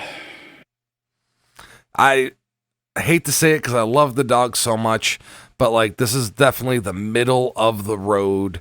And like I thought my nostalgia was gonna build it up a lot more because I used to love this movie when I was younger. But like an even 5 because the dog is great, but everything else about this movie is just kind of shitty. Yeah, that's why I'm saying like like the 4.5 to 5 range. Yeah, I agree with you. Just the dog itself gives it like 3 extra points. If the dog wasn't that good, if it wasn't revolved around them, and then the way they had Lance Henriksen like with the dog, it kind of like worked. Lance was like the second best part about this movie, even though he was barely. He didn't even have to do a lot; just his presence and his mannerisms and the way he delivered the couple lines he had to, and then the ending, the way he whatever, it just worked. You know, he didn't really. You believed him when he kidnapped everything. You'd think he would really do that because he's trying to protect his investment. Yeah, and like even in the scenes where he doesn't do a whole lot of verbal communication, his body language. That's what I meant by his mannerisms. Yeah, he's like he is a veteran actor and definitely was needed. If he wasn't in this movie, I would definitely give it like a 3. And those 3 points will, like you said, be from the dog being in this movie. Yeah. But basically that's it for me. Like the dog and Lance Henriksen make this movie. Agreed. Yeah, that's fair. Well, do we have anything else? The junkyard guy is kind of people might recognize him from other movies, but we didn't get into that because he's not really a main dude, but he's one of those faces people might recognize. Other than that, the junkyard. Yeah. Hold on. Yeah, he was in Blade Runner. He was in Lone Wolf McQuade. He was in Black Moon Rising, Last Man Standing. These movies like from the 80s and 90s, and The Rocketeer. Oh, okay. The Client. Wow, and Last Man Standing, where Bruce Willis is one of the more main movies people would recognize his face from, which is a fantastic, underrated Bruce Willis movie. If anyone's not seen that either, it's fantastic. Prohibition era, filmed like a Western out in the middle of like fucking nowhere. It's a fucking great movie. Excellent gunfighting. Okay. Excellent gunfights. And also, it's funny. We were talking about like the people that we didn't really get into. Who's an Avatar? I mean, there's a couple things. No shit. The mailman is Rick Barker. He's actually a stuntman, and he worked on The Mask, Independence Day, Armageddon, Scream 2, Beverly Hills Ninja, Kingpin, Ace Ventura, When Nature Calls, like stunt coordinator and stunt actor. So the mailman wasn't even really an actor. Yeah. You know what I mean? But sometimes they do stuff like that because he had some major stunt with. That's why I tend to believe, especially after you saying this, that he was a legit being bit. That he actually by got the dog. bit. Yeah. Yep. That makes 100%. It makes perfect sense now that he would be the one to be able to take the bite right and.